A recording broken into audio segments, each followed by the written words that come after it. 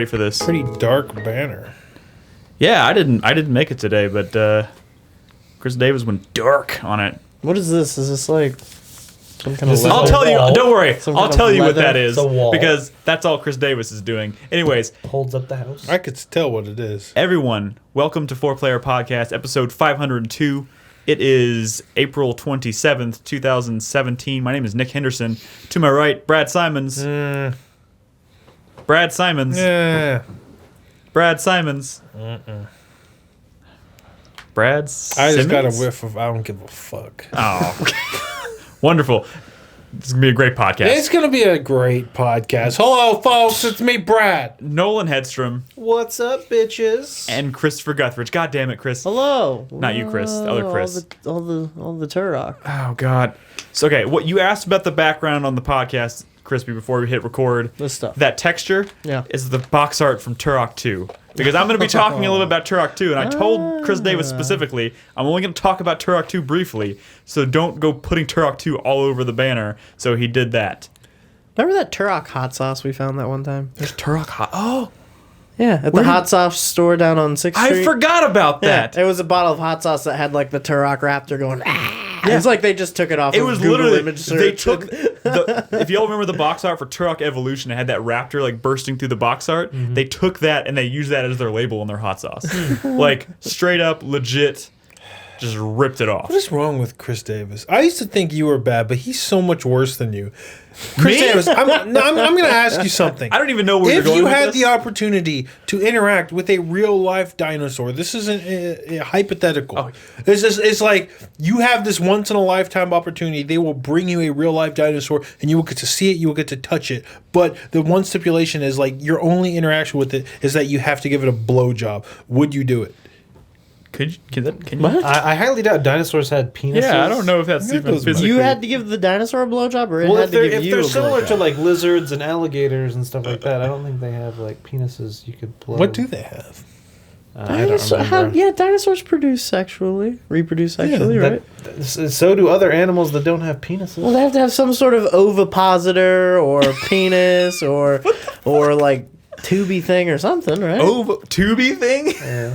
I mean, you would think. I mean, the world. Maybe they'll address that. They're like aquatic species that can just kind of like shoot their seed out into the water, and then Correct. the other one can just like swim through it. Yeah. But like if they live on land, you can't just like make like a mist. Roland in you have to chat- get it in. I mean, you could try. Oh my God! Wouldn't that be You so should much open more your mouth. convenient? Roland in chat says he's never seen a bird's dick, and that's a good point. Do they have like fleshy dicks that get hard and stuff? I don't think so. How does this always happen on our podcast? I don't I'm understand. very curious. I don't understand. I know that GIF. It's not working. I but listen know. I listen to a lot of podcasts. Well, maybe not as much as Brad, but I listen to podcasts. I never hear people talking about animal penises. Well, but Nick, I feel you're like that listening to the happens- wrong podcast. I feel like it only happens on No our one, show. I think, is googling fleshy bird dick. Oh I yeah, am ducks not. have penises for sure. Well, yeah, ducks do. And they're birds. Why do y'all say that? Why do you say for sure? There's they have the something about corkscrew it's a penises. corkscrew We've penis. talked That's what about it this was. before. That's right. The corkscrew. So weird. All right. Anyways, I'm sorry. We really need to And get on track. woodpeckers' tongues go around their brains. Okay. What? Birds Yeah, we talked about that. reproduce by internal fertilization, during which the egg is fertilized inside the female. Like reptiles, birds have cochlea, or a single exit and entrance for sperm, eggs, and waste. The male birds bring his sperm to the female cochlea. The sperm fertilizes the egg. So do they fuck or not? Yeah. It sounds like they do. There you go. This is a wonderful gif. He'd Okay. suck its dick. We All right, really let's move on. We really need to move on. We do have a lot to talk about tonight. Impressions wise, I thought last week was a pretty impressions heavy show, but this week we have Outlast 2 to talk about. We have What Remains of Edith Finch. We're going to check in on Crispy with Flinthook. We got Guardians of the Galaxy. We got a bunch of stuff to talk about. Before we I've do been that, playing Shovel Knight Specter of Torment. we have a lot. Like I said, we have a lot to talk about. But before we do that, obviously I want to get a few things out of the way. One, if you're listening to the show, if you have not done this for us before, we would really appreciate it if you take a moment to run over to iTunes, leave us a review. We'd appreciate it. Take a second out of your day to help support us and boost our performance on iTunes. We'd love that. Also, if you're not already a member of our community Discord, please do so. It's free, and we'd love to have you on there. It's discord.gg/4player. But let's start the show off with some feedback from our last podcast. Nolan was not here, No. but we have some good feedback. First bit comes from Fourth Horseman. He says, first off, and I like this one. First off, Vigilante 8 was the shit. Fuck y'all haters. Okay. Just so y'all know, it was fantastic. But he says, Drawn to Death seems rad. I haven't played yet because I'm enjoying Persona 5 at the moment. But the look of the game is cool. The announcer I can see turning people off, but I think it's appropriate considering what the game is going for. I would think people could distance themselves from something like the announcer, but I feel like that is bringing the reviews down in a disproportional way almost. You can turn off the announcer.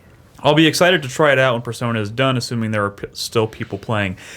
I think that's sadly enough. I think that's kind of the concern. Is if you wait too long, you might miss the boat on this one. It's only been out for how long? Just download the fucking thing. But you're right. I mean, That's an issue with a lot of multiplayer games. Or if you don't jump in early on, the only people who are playing later on are people who are super good, and it becomes less fun to play. and this with one those is people. especially skill driven. It's not like Call of Duty where you can get the jump on someone and win that encounter. You're gonna lose against someone who's a lot better at the game. Yeah. Period. But I've been hearing a lot of people say like, "Oh, but Persona," but like that's 100-hour RPG. You can't find a break to play a few matches of a free multiplayer game at some point in your life. I mean, it doesn't have the amount of commitment Yeah. as something like Persona. So and play with people in the community. I mean, there's not a lot of us, but true that. free. Next bit of feedback comes from, I'm going to say his last name because it's printed here and it's on the website, so it's already out there. So Andrew Tartar says, I'm sorry. He says, big congrats to Brad. I was curious, since two of the crew have married, if either of you would have a kid soon. Have you thought about how you might introduce them to games in the future? I haven't decided how I'm going to approach it. Spyro the Dragon. Probably similar to how I was introduced. Simple controller first, like the NES. He says, my daughter just hit 4 months. This is for you, Brad, listen up. The first 2 months were extremely challenging, so hang in there. Month 3, it starts to get fun, and then month 4 is tough again. Sorry. So. And then you're done? Then it's done. I mean, he's only basically raised themselves. He's only that at point. 4 months, Oh, so okay. he can only speak to the first 4 months. But it sounds like the first few months are going to be a bit of a Wait, roller he coaster. doesn't know about month 5 yet. Yeah. No, month 5 is fine. 7 is where it gets a little crazy. But he started with NES. That controller has like 10 buttons on it. How about you start with like a Atari Yeah. joystick and a button? That's true. I mean, that's probably the simplest. Just a stick start and a working on their button. eye-hand coordination really early. Show them some. Touchscreen games, iPhone and stuff. That's No, don't people give them kids these days. don't give them phones. Yeah, don't do that. So, I mean, it's your kid. You can raise your kid I'm however gonna you start want. with No, the we most can't. simplest thing I can think of, and that's Sparrow the Dragon. My kid's gonna get a Age 6 jitterbug. months That's what my kid should be able to beat it. I'm throwing him in. A jitterbug is a throwing phone him that in the- has call mom and call dad buttons on it. I'm throwing him in the. And which is a little. Why can't it have a call dad and a call dad? I mean, come on. Yeah, what the fuck? Call parent 1, call parent 2. There we go. There we go. I mean, I'm gonna throw my kids in the deep Identify- end. I'm gonna give Or them A just and fucking B. here. Play Uncharted. Call parent Call me 1, when you're done. call parent A. There you go. All right. Tobley says, I appreciate being made aware of the existence of Cosmic Star Heroine, which now occupies the number 27 slot on my Steam wish list. Oh, jeez. I don't like how dismissive Brad was of people who do not like his precious Drawn to Death, with him constantly stating that those people must be lame Call of Duty players or something. I was going on a little bit of a drunken Bender. Wait, were you drunk bender. last week? No, but I was tired, effectively. After everyone left, Yeah. I said some rude things. Oh, God. Yeah. Oh, God. Yeah, but there was no camera, so they couldn't see me. Oh! So wait, it's okay. But they can hear you. Yeah. Well, that's the important part. He says, where'd he go? I don't generally enjoy multiplayer shooters, but I decided to give it a shot since it was included with PlayStation Plus. I did not make it through the tutorial because it was so painfully immature, which was sort of mentioned on the cast, but this wasn't that bad. This was beyond any redeeming qualities that the gameplay may have had. I think a lot of people are having that reaction. Beyond any redeeming qualities, if you didn't get past the tutorial, you haven't played the game, boner. And you haven't even seen the redeeming qualities yet. So immature. I mean, that I'm was. gonna play Persona. I mean, I know he's probably prepared for this retort, It's but full like of censorship the and gay point panic. is literally to be inside of the notebook of a immature high school kid. or maybe not even high school, maybe middle school. Like, you know what? Right? To each their own. Sure, that is true. To each their own. Okay, this one's for me. At least he booted it up. That's true. That's true. This one's for me. Burnsy says, we all know Burnsy. Says, Nick, I can appreciate... Okay, I don't know how I'm going to make through this comment. I can appreciate that you are, like me, one that likes unpopular toppings such as mushrooms and pineapple on their pizza. Sure beats Brad's boring-ass pepperoni. But you can't just toss a random assortment of 16 toppings on a pizza like a goddamn maniac. That is true. There needs to be a balance to the taste and with what you're putting on. 2 to 3 toppings, 4 can be acceptable if it's light, like chili flakes or other spices. I make a delicious pizza with grilled chicken, Spanish onions, and roasted red peppers. Butter chicken pizza is great too. Butter chicken? I Like actually the Indian butter chicken? I think so. I actually responded to this comment on the website, so I apologize if this is... I like a chicken pesto. I'm not really... I like a lot of different kinds of pizza. Every time I eat pizza, it's not always like a giant mishmash. Like, the thing is... Pizza was a culinary disaster. Any chef would tell you. That pizza... Are you talking about the pizza I tweeted about last week? That pizza was amazing. Yeah. It was fucking delicious. You're a fucking criminal. You're a fucking criminal. I will fight you on this. That was terrible. First of all, neither of y'all ate the pizza that I had. It was delicious. I didn't have to eat it. Yeah, well, I definitely. Y'all are boring. Y'all are just boring. Not to mention, but like, I eat all kinds of pizza. Like, I don't always do that. I have lots of different places that I go to get pizza, and they're not always like Nick's this. trying to claim he's not a pizzist. There was that one dude who doesn't even I put don't cheese on his pizza. And first of all, it was They're not like 16. pizza's just bread. It's all not- about the bread. That's weird. First of all, it was not 16 toppings. It was like 10. Okay? And none of them were especially heavy. really Like, they added didn't up. put a shit ton of any one of them on there, which is kind of like a nice even spread of all of them. It was nice. It was good. It was delicious. Fuck all y'all haters. That's all I'm going to say. Cobra, our last bit of feedback comes from Cobra. He says, games like Drawn to Death and Cosmic Star Heroine have what a lot of games have been missing, in my opinion, and that it's apparent that the devs behind the game actually gave a shit about the project and injected some passion into it. Games like the new Call of Duty feel like copy and paste ideas. It's funny he brings up Call of Duty. We were talking about that before the show. It's not. I don't think it's something we're planning on getting into tonight, but that was...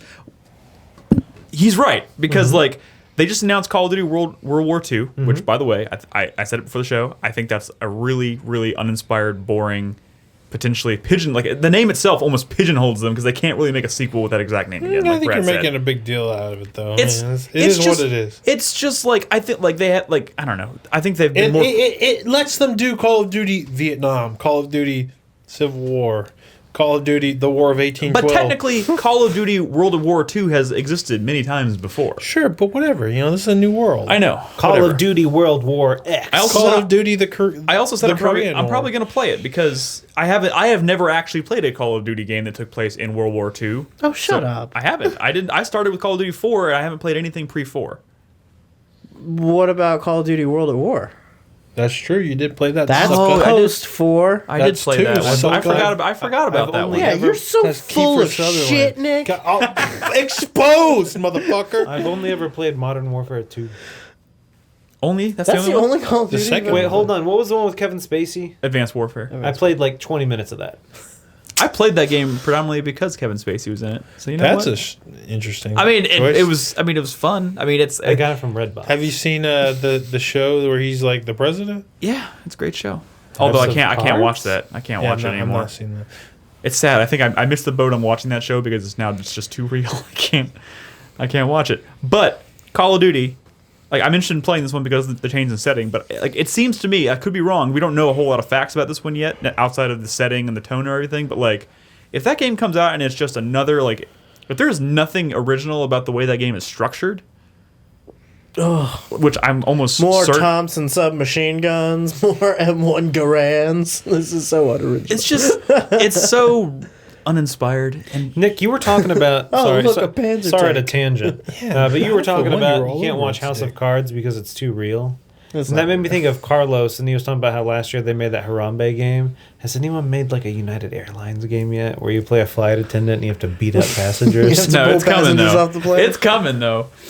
I'm sure And someone's Kill the already Rabbit. working on it. Was that like Capcom versus Harambe or something?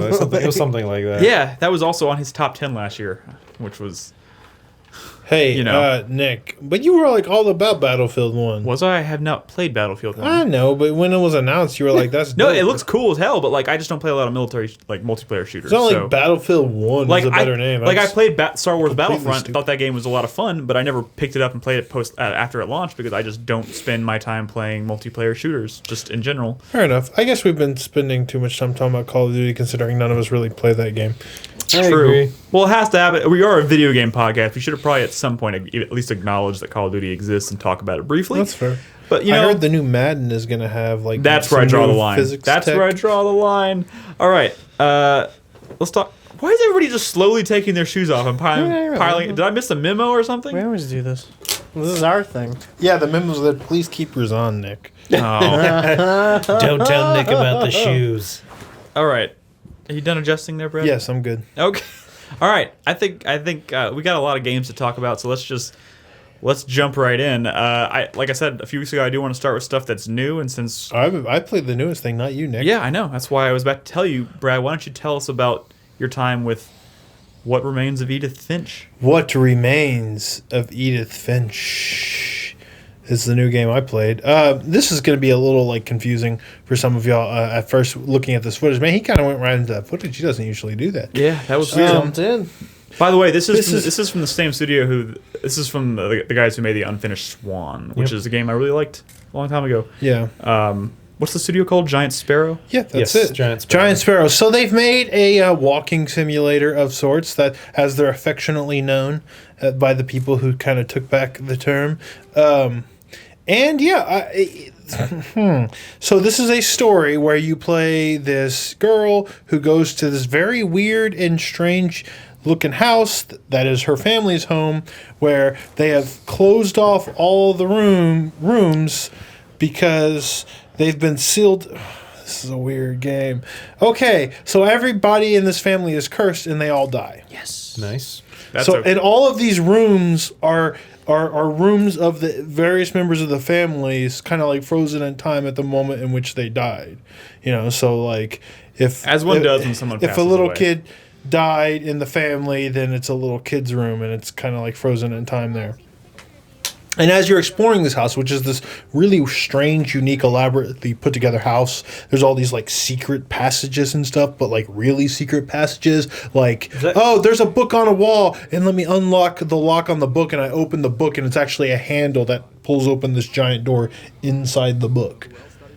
That's Like weird. cut into the book, there's like a handle. Yeah. So it's a lot of like surreal environmental shit. Well, it's not surreal. It's just elaborate. It's weird. It's different, you know, and it makes kind of exploring that environment a little interesting, especially considering we'll talk about what's going on here. Just kind of pay attention, I guess. It just kind of makes exploring this environment somewhat interesting, considering the fact that you do move really slowly because this is a walking simulator. It is kind of look at the things in the house as the story unfolds, and the way that the story unfolds is the most interesting because each of these you're basically they're like individual short stories that kind of describe in a very surreal way how each of the members of these families died, and some of the mechanics surrounding that stuff is very, very different. Like here, I get a little stuck here, but I'm in a I don't know what you would call it, but it's this surreal experience of the last moments of one of these members' lives, and this scene you advance through the story by taking pictures, and as she kind of like lifts them, the scene changes as like a form of like editing for the scene. I've never seen anything like it. It's really creative. So I'm understanding you correctly. So like it's really her looking through like a photo album or something. Yes, exactly. But you're actually experiencing it as a player, Yeah. like being in the moment and taking the pictures. I'm that she's taking the sorting through. picture, and like there's even a part where I set the timer and like I'm controlling the character. It's crazy. Like there's some mind-bending shit. Now I'm probably gonna spoil this story, and that's somewhat I unfortunate. really don't want you to do that. So don't watch. Don't Okay. watch. I won't say it, Just but it'll visually be look- spoiled. Look this story. Brad right in the eyes. There's a lot of family members, so you experience a lot of these short stories, but they're all. So I didn't really know what was going on. I'm actually controlling look. the character. Yeah, don't look. I'm actually controlling the character. It's like second person. Second. I didn't really know what was going on. Oh, I was like, I see what it's you're like, talking about. I set the timer on the camera, and that's why. And I have to run up to the So the to my camera's daughter. staying steady, and then Oh, and then that's weird. Yeah, it's so, very strange. So you set the camera timer, and Yeah. then you have to suddenly you're controlling the person that's Yeah. in the picture. But before you were in first person. Now You you're might in- want to like close your eyes if you really want to play this game, and I'm telling you, you should really want to play this game because each of these short stories, and it starts slow. I was really kind of maybe not feeling this so much at first, just because it's so slow and it's like ugh. And it's got some performance issues on PS4 because it doesn't everything. Let me guess, it was made in Unity. So what happens is, and like they do some like really unique mechanics. Can I describe maybe one more? I really don't want to spoil any of these. But I feel like I I'm need going to to. sell All people about on this them. game because I'm seeing and doing stuff that I've never really experienced in a game. Okay, I would like to. And if you like an interesting story, this is definitely filled with a lot of them. Now I feel like I have not had the emotional through line that this game probably has because I have not finished it. This game is like 3 hours long. Oh wow. But I have not finished it, and it's unfortunate. I really wanted to, but I couldn't get through it in time, and so I feel like I'm missing a little there. But I've experienced so many weird, unique things up to this point. I would still recommend it to anyone who is okay with something like A Gone Home, or even something like a Vanishing of Unfinished Ethan Swan or whatever. Something that doesn't have a lot of mechanics, but tells its story in a really interesting way. This one I'm about to hop into is like I'm flying a kite, and all I'm doing is controlling the kite, but there's like words in the sky, and it almost becomes puzzle-like where I'm trying to like find the words that'll like advance the story here. Oh, It's cool. it's just a really interesting way to tell like a very short story. Some of them are way shorter than others. Some of them are way longer. I just finished one before I stopped playing today. That was like, and it's not in the footage. but Doesn't it's like my God, like that's this. It's tense. It's beautiful, and it's like I can't believe, and they it's. This game starts slow, I but actually it had a does lot of some people, really creative shit. Well, the thing is, it's only 3 hours, so it starts slow, but I Yeah. would imagine it picks up pace fairly quickly. Like I had a lot of people reach out to me on Twitter after playing this game, telling me that they specifically recommended it to me. Oh, okay. I don't know why. I think Nolan would like it too, but whatever. You played a bunch of those Of walking course. simulators on the feed, though. Yeah, You I played have. like everybody. I mean, I played. What was the? Everyone's Gone to the Rapture. Everyone's gone to the rap. There was the other one. Vanishing of Ethan Carter. Yeah, Vanishing of Ethan Carter. I'm still pissed at that game because I didn't get to finish it. 'cause This it is a glitched. very dark game. Like these are pretty- stories pretty of death, and a lot of them involve children, and it is. Is it like Lemony Snicket? Because it's like the family has a And curse. some of this shit is so fucking surreal. I controlled a sea monster in this game already. A sea monster that kind of controlled like Snake Pass. What? Because I was just controlling the tentacles Yeah. as I was like eating things. This game is weird, but like it's kind of fascinating, and I can't wait to finish it. What? You got to play it to understand why. Interesting. I can't. How much is it? Like $20? Oh my god! There was this part where I was a baby in a bathtub. Okay. It was You so said- It seems like you're describing a lot of the game. no. But I'm not actually. They're setups, but I'm not actually spoiling anything. here. Okay. I mean, I didn't know there was going to be a baby in a bathtub. I think but, you've that's sold all us you on get. it. I do want to play it. I kind of would like to go into it kind of not a blank slate, but I mean now I was considering I added this to my list of games I wanted to play. So maybe I'll try and squeeze this one in before It's not Prey hard to comes out. squeeze in. I know, Don't I be could- like one of those people. Like, Maybe I'm I'll playing play- Persona, so I can't play a 3-hour thing or What 2 matches of Drawn to Death. What is this on? PS4 and PC, right? Yeah. What are Yeah. you playing on? Maybe I'm playing it on PS4. Is this on PC already? I would probably play it on PC. I thought it was. I Maybe mean, it's if you not. have a modern gaming PC, I'm sure it's better than your PS4. So just maybe play it on that because it's a little kind of weird with when you're walking around in first person because the camera's like, I'm guessing this is like a Unity game, right? Because Probably, everything probably. is. But it does look a little choppy. I would like to. I would consider maybe playing it on Sunday, but I'm still kind of in the middle of playing Outlast, and I don't really want to Yeah. jump straight into something else just yet. But Well, I mean, let's end the conversation here. Hopefully, I've enticed you to try it out. I mean, it's $20. But whatever, man. It's not super long, but whatever. Don't be a punk ass bitch. I know you all watched Fate of the Furious. This is more creative than Fate of the Furious. I have not watched did not Fate of the watch Furious. But whatever. I will not be watching. If you like storytelling in games, get it. I kind of like a lot of these walking simulators. Yeah, me too. Like This one is more fascinating than some of the ones I've tried. That's good. I mean, it's actually giving me vibes of that Vanishing with Ethan Carter game, and I was really, really enjoying that. And I literally hit a point in that game where it glitched out and I couldn't finish it, and I was like, I'm not about to start this game over again just to finish it. But I've actually been quite fond of a lot of these types of games. I mean, of course, Gone Home was fantastic, and if it even remotely kind of harkens You get those to that vibes. game, Because you're in this house and you're like, if something creepy pops out, I will die right here. I will have a heart attack in real life and I will die. Speaking of It's having not scary. Speaking of having a heart attack and dying, Oh, yeah. I've been playing Outlast 2. That's sort of a running simulator, right? Yes, a lot of little. It's a walking simulator / running simulator / hiding simulator. Once again, if you've played Outlast 1, it's very much in the same vein of Outlast 1, where you have no means of defending yourself. The entire game, mechanically speaking, is running, hiding, and avoiding contact with crazy people. This one centers around like a husband and wife who are flying out into the wife is an investigative journalist and the husband is like her cameraman, and they're flying out into the Arizona desert to investigate so basically to look for the source of this woman was found pregnant and tortured, whatever. She wasn't dead, but they went out to find out what happened to her. And in the middle of trying to go out there, their helicopter crashes, and then they find this fucking crazy religious cult, extreme religious cult living out in the middle of the desert. what religion? I would assume Christianity. They talk a lot about Jesus Christ and God, but to the extreme, obviously. Oh my god, it's so refreshing to see you run in this game. I wish I could do that in Edith Finch. Yeah, it's not to mention when you do get running in this game. That's one thing I like, and I think I think it was a lot like this in the first one. It's been a while since I played the first one, but when you get running in this game, you have to build that momentum. But when you run, man, you run fast. But before I get started, the one thing I do want to say about this game, and this is not meant to be a criticism of the game, it's more of just a statement of fact.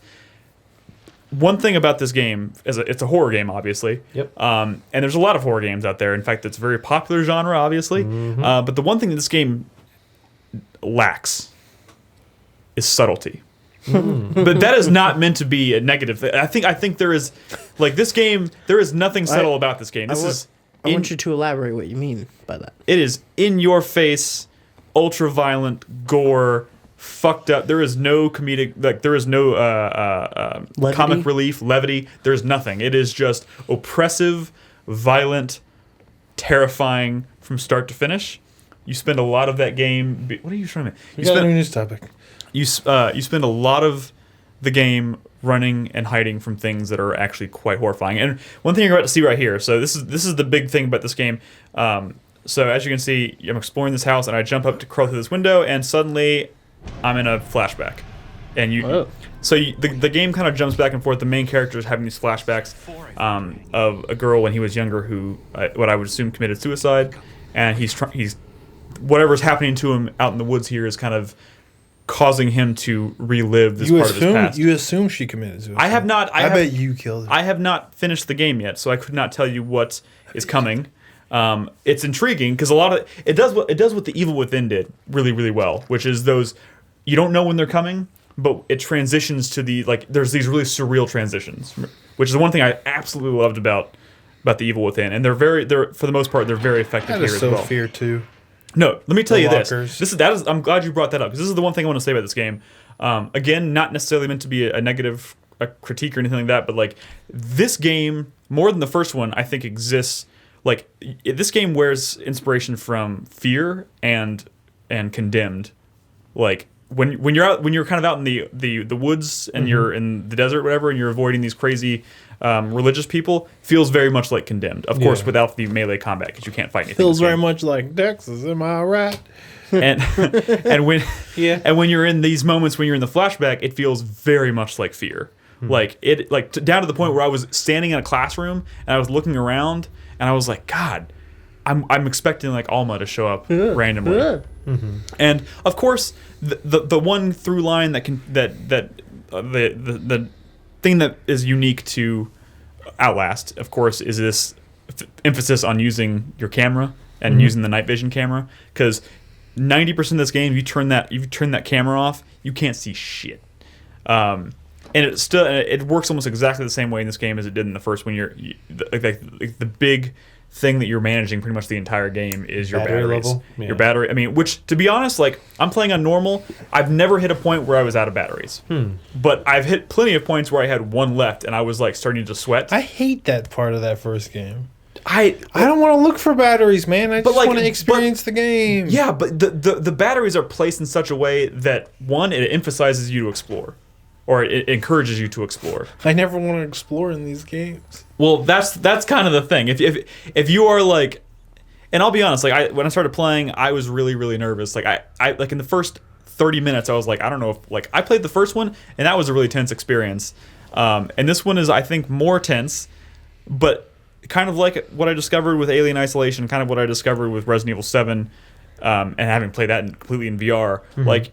Just like those games, you eventually, if you get to a point where you kind of you get the flow of the game, and it suddenly becomes less. I mean, it's tense, it's scary to explore, but you get accustomed to it, and you start to like. I got to a point where, like, obviously I played this game for 5 hours in a row the first night that it came out, or that I streamed it, and then I played it about 3 hours last night on the feed.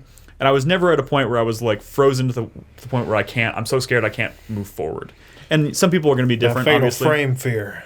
The thing is, even I've played so many horror games now that I feel like I could go back and play Fatal Frame and not really have much of a problem. Oh, Interesting. Okay. I mean, I'm not trying to like brag or anything, but like that's kind of how I feel. Like I played Resident Evil 7 completely in VR, and I played 23 hours of Alien Fair Isolation. enough. I bet you couldn't play Fatal Frame in VR. I would love the opportunity to play Oh Fatal my Frame god, in VR, that dude. should be a thing. Dude, like, and honestly, would not play. After playing this, I'm kind of like, oh, I'd like to play this in VR. Yeah, but Red Barrels. Red Barrels has responded full to of that question shit. and said, that, their claim is, they talk about like, well, it was a conscious decision. Like, the game's not designed that, but like, I was like, I don't really buy that, because there's nothing really about this game that I can tell that would prevent it from being playable. Let me ask in you VR. something. I watched the trailer for this game, like the launch trailer or whatever, Yeah. and there was this scene in there that was like, it wasn't like anything else I've seen in this footage or anything else in the trailer.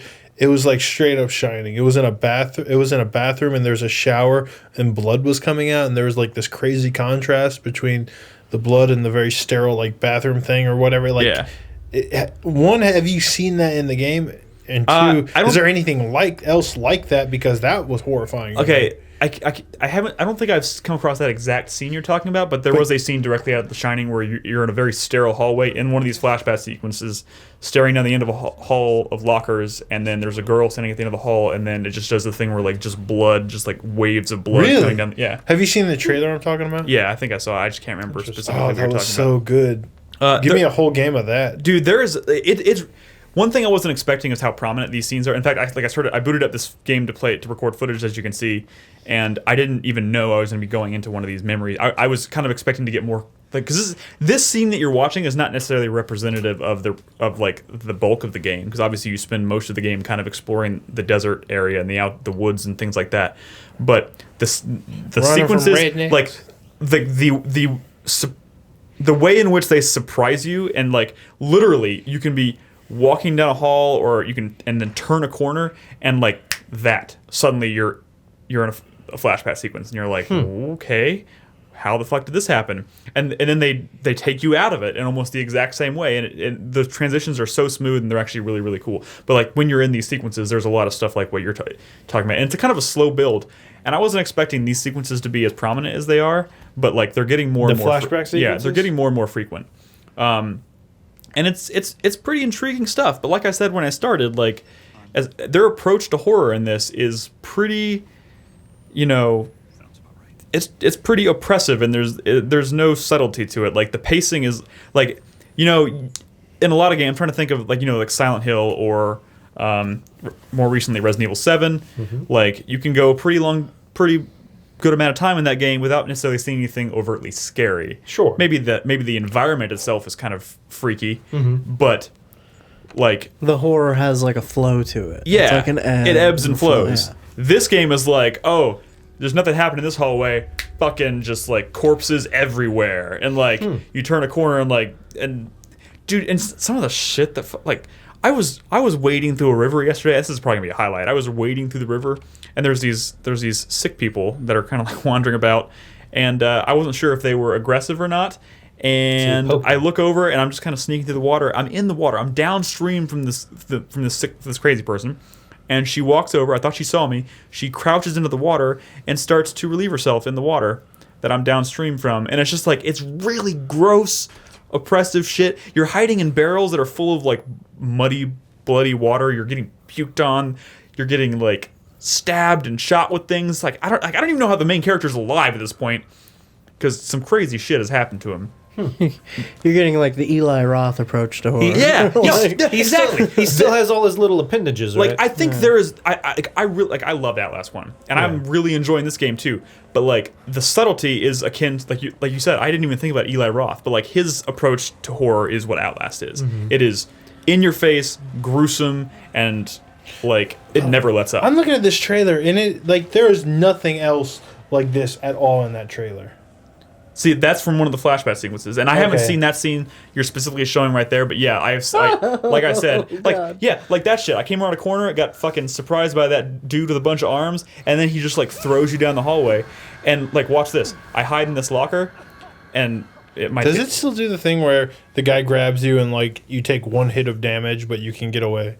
You know, it's like, hey fucker, and he grabs you and throws you on the ground. Well, if he give you like like the space to run away. Sure, but like he'll grab you sometimes, and there'll be like a quick time event where you can kind of hit him away, and then you take damage, but then you can run. But like, so I hide in this locker for a few minutes, not thinking, just thinking I'm waiting for him to that dude to find me or whatever. Sure. And I eventually like, he's not coming. I guess I have to like grow some balls and come out of this locker. And you'll see in a second. I open the locker and I'm back outside, and I'm like, what the fuck? That's like, kind of just lets you you sit there never until know. you're ready to like you can't really prepare yourself for what's coming. And the other thing, they end up putting you in a lot more open spaces. Like I was running through a cornfield on multiple occasions, and that shit is horrifying. Yeah. Actually, I think it was right. It wasn't when I came out of the locker. It's when I went to this vent here. But yeah, like they put you in a bunch of big open spaces, and it is still linear. They funnel you down a very specific path. But like there's a lot of scenarios where one, you're being chased. So Nolan, you hate being chased, right? This is being chased the game. I might not play it then. It's super tense, and a lot of times when they're chasing you, what I do like about it though is like they're chasing you and you're running, like I'm literally running for my life. Like I don't know what I'm doing, and I'm literally reacting how someone in that scenario would react. It's like I'm making split-second decisions, like I'm going to turn left here, I'm going to turn right here, and I'm just going to hope I find something that can help me survive. Yeah. And most of the times, you can find something. Except you don't have a weapon. Which is probably what I would do if I was being chased. And honestly, by a monster. Honestly, my biggest complaint about this game, and I'm hoping, like, I hope the series continues, because I think it's a really unique thing at this point, but like, I'm not entirely convinced that this is a game that has to lack any kind of combat. I would love the ability to occasionally be able to fucking hit dudes with something heavy, because it wouldn't take away from the experience. You'd still be wandering around with this fucking camera in the dark, but like anything, like there's no real excuse for why this guy doesn't try to defend himself. But Nick, do you not know how to get up in that vent? You finally figured it out. Yeah, I finally figured it out. It took me a second. But they don't really tell you. They don't really handhold your way through this game. Like a lot of times, it's just kind of looking around and trying to find shit to crawl into. So like. Literally, I come around this corner and then crazy shit happens and I'm back in the world. But like, it's a really cool game. I'm really loving it. I don't know how far I am. I've played about 7 or 8 hours of it at this point, and so watch, like this thing fucking attacks me and I turn around and I'm back outside. Like that kind of shit's really cool. Yeah. And they do that left and right, and like I said, it's getting more and more frequent, so you never quite know what's going to happen. And a lot of times it happens when you think you're being chased by something and you think you're going into a hiding spot, and then all of a sudden you're like Oh wait, I'm back in the school. Scene change. What the fuck? Scene change. And that stuff's really cool, and I like it for that. So I'll be playing more of this. Like I told people I'm going to be playing this on the feed pretty exclusively, like I did for the first game. Sure. So I'll probably be finishing this Sunday or Monday or something. Probably like not that. as fun because I'm not there this time. Yeah, well, it's a different kind of, like, it was tense the first time because obviously Nolan was trying to scare the shit out of me because we lived together when I played the first one. Now I live alone. A little worse, maybe. Maybe a little worse. Yeah, but like I said, you get accustomed. Like if you play these games, you start to get accustomed to the flow of it, and it really is fucking tense. I scream like a little child a lot playing this game, so I'm sure people will probably enjoy that aspect of it. Yeah. But yeah, that's Outlast 2. I'll finish it on the feed, so if you want to catch more of that, look for it Sunday, Monday night on 4pp.tv. Cool. What else do we have? Who's got a game? Nolan's been playing a new game. I did start playing a new game. How'd that go? You want to hear me talk about it? Yeah, tell us about. Do you want me to tell you what the? Or you introduce it. What? Yeah, sure. So, new game in a long. Would you call this a series of games? How would you? I mean, They're all different, but they're all the same. Like a Dynasty Warriors. The Dynasty Warriors of the West. Yeah. Telltale's new game, Yes. Guardians of the Galaxy. Episode 1 came out last week. Yep. So I got around to playing that on the stream this week. And you were a little hesitant about this one, or you were at least. Yeah, no, I definitely was hesitant about this one. I hadn't really heard any like reviews or anything. I didn't know about it. I did know it was from the same team that worked on Tales from the Borderlands, Yeah. which is probably my favorite. I don't know, it's tough. I really like the original season of Walking Dead, but it's fucking right up there with one of my favorite games. And actually, Brenda and I were playing. I finally got her to play. She played episode 4 of Tales from the Borderlands last night. I need to play that game. Yeah, which was the one with the pew pew pew. Great. So anyway, So good. so yeah, Guardians of the Galaxy, episode 1. I forget the subtitle. Do they take anything? Like, is this based more on? Well, I guess the question for any Telltale product is what is it drawing inspiration from, the movie or the? That's a good question. I think it probably draws more of its inspiration from the comics than the movies, or than the movie. But at this rather. point, aren't the comics drawing inspiration from the movie? Yeah, they are. It's a weird cycle. Snake eating its own Yeah. The Ouroboros butthole. Yeah. Yep. They're just blowing each other in Yeah. a big circle jerk. So I definitely like the problem is, my exposure to Guardians of the Galaxy is the movie. When the movie started coming out, I saw it and I was like, looks good, and I kind of looked into the comics a little bit, but I don't have fucking time. So my only real information I have on this universe, on these characters, is from the movie, and so I go in and like what. I don't know. I just don't like his face. No, neither do I, and that's all I wanted to say. like It's like, and so I think a lot of people were like, sorry. hold on, Your I think a lot of shadow. people were like, I don't like this guy, and they're like, oh, it's because it's not Chris Pratt, and I was like, no, I just really don't like the character design. Yeah, Like, it's weird. It is a really weird looking face. Yeah, and like the other characters are fine, like Well, they're aliens. yeah, and so that's why I had this conversation with chat. Where Rocket, that's fine. He's a fucking raccoon. Yeah, he it's looks like like a Mass raccoon, Effect. whatever. Drax is a big green alien guy. That's fine. Groot's like a tree thing. Whatever. They all look like what they look like, but then this guy is kind of human-esque, and it looks weird. Like Wait, human-esque. well, he's a human. I'm saying he's a human, but he's not a human, Nick. This is a video game, so he's not It looks real. weird. You kind of sounded a little bit like William H. Macy. Thank you. It's a compliment. I wish that's a great compliment. William H. Macy is great. I love him in Shameless, but I hate him in Shameless. He's dancing. But anyway, and this was also really weird too, the way he slides around on screen. Anyway, that besides the point. So yeah, through this entire episode, I didn't interact with too many humans. Most of the people I interacted with were like either aliens or wearing some sort of helmet, so it's hard to tell. The Star-Lord character is the human you interact with the most, and he just like the entire episode, I never got really used to him. Wait, you play a Star-Lord, right? Yes, Okay. and so yes, in this episode you play a Star-Lord. I don't know about future episodes. Yeah. There's definitely been Telltale games where you play as different characters. I mean, Tales from the Borderlands, you play half as drawing blanks on names because my brain doesn't work anymore. As the girl and half as the guy. Yeah. Gamora? No. Wait. I'm talking about Tales from the Borderlands. Is that Gamora? That's No, Gamora. you just fucking. Yes. Oh, Yeah, me you too, killed Crispy. It it. doesn't matter. Killed So that's Gamora, and I'm fine with her. She looks like that. She kind of reminds me of She-Hulk a little bit. Fiona? Yeah, Fiona is the girl in Tales from the Borderlands. Yes. But anyway, so just like I meant to look this up, but I'll mean to do something and then never do it because I forget. I'm pretty sure this is a new engine though.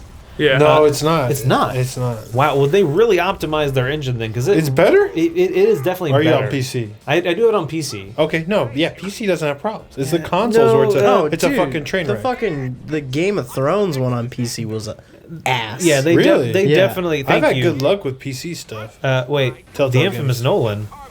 What? What? I guess Bernadette's on my computer. Bernadette's on your computer. Because I looked in chat and I was like, Reese, yes, that's his name. What chatter was kind enough to give me what? Like I was so It's confused. you from the future. I guess Bernadette's on my computer. Okay. Check his browser history. She's more than welcome. I think it makes more sense that it's you from the future. Probably. But anyway, Guardians of the Galaxy. Let's get back to the actual game I was playing the other night. So first of all, similar to the movie, the music is fucking great in the game. It's all licensed? A lot of licensed music, yeah. And it fits well. I do like the way that the characters, similar in the movie, how they interact with each other. So I think this was kind of a great what's the word I'm looking for? License for Telltale to get. Yeah. Because that is what they excel at is character interaction. Yeah. And that was one of the reasons people liked Guardians of the Galaxy so much because of how the characters interact with each other and their personalities and stuff. And so I thought it was. It's why Guardians of the Galaxy can be a Telltale game, while Exactly. maybe Avengers or something not so much. Yeah, probably not. I think tonally, it's like a great fit considering the success of Tales of the Borderlands. Mm-hmm. Tales from the Borderlands. Yeah, and so yeah, if you're looking at any prompts, they are all the exact same. It is the classic Telltale since Walking Dead. The every arrows every once in a while, the occasional quick time event, and then lots of conversations where you got to choose what to say.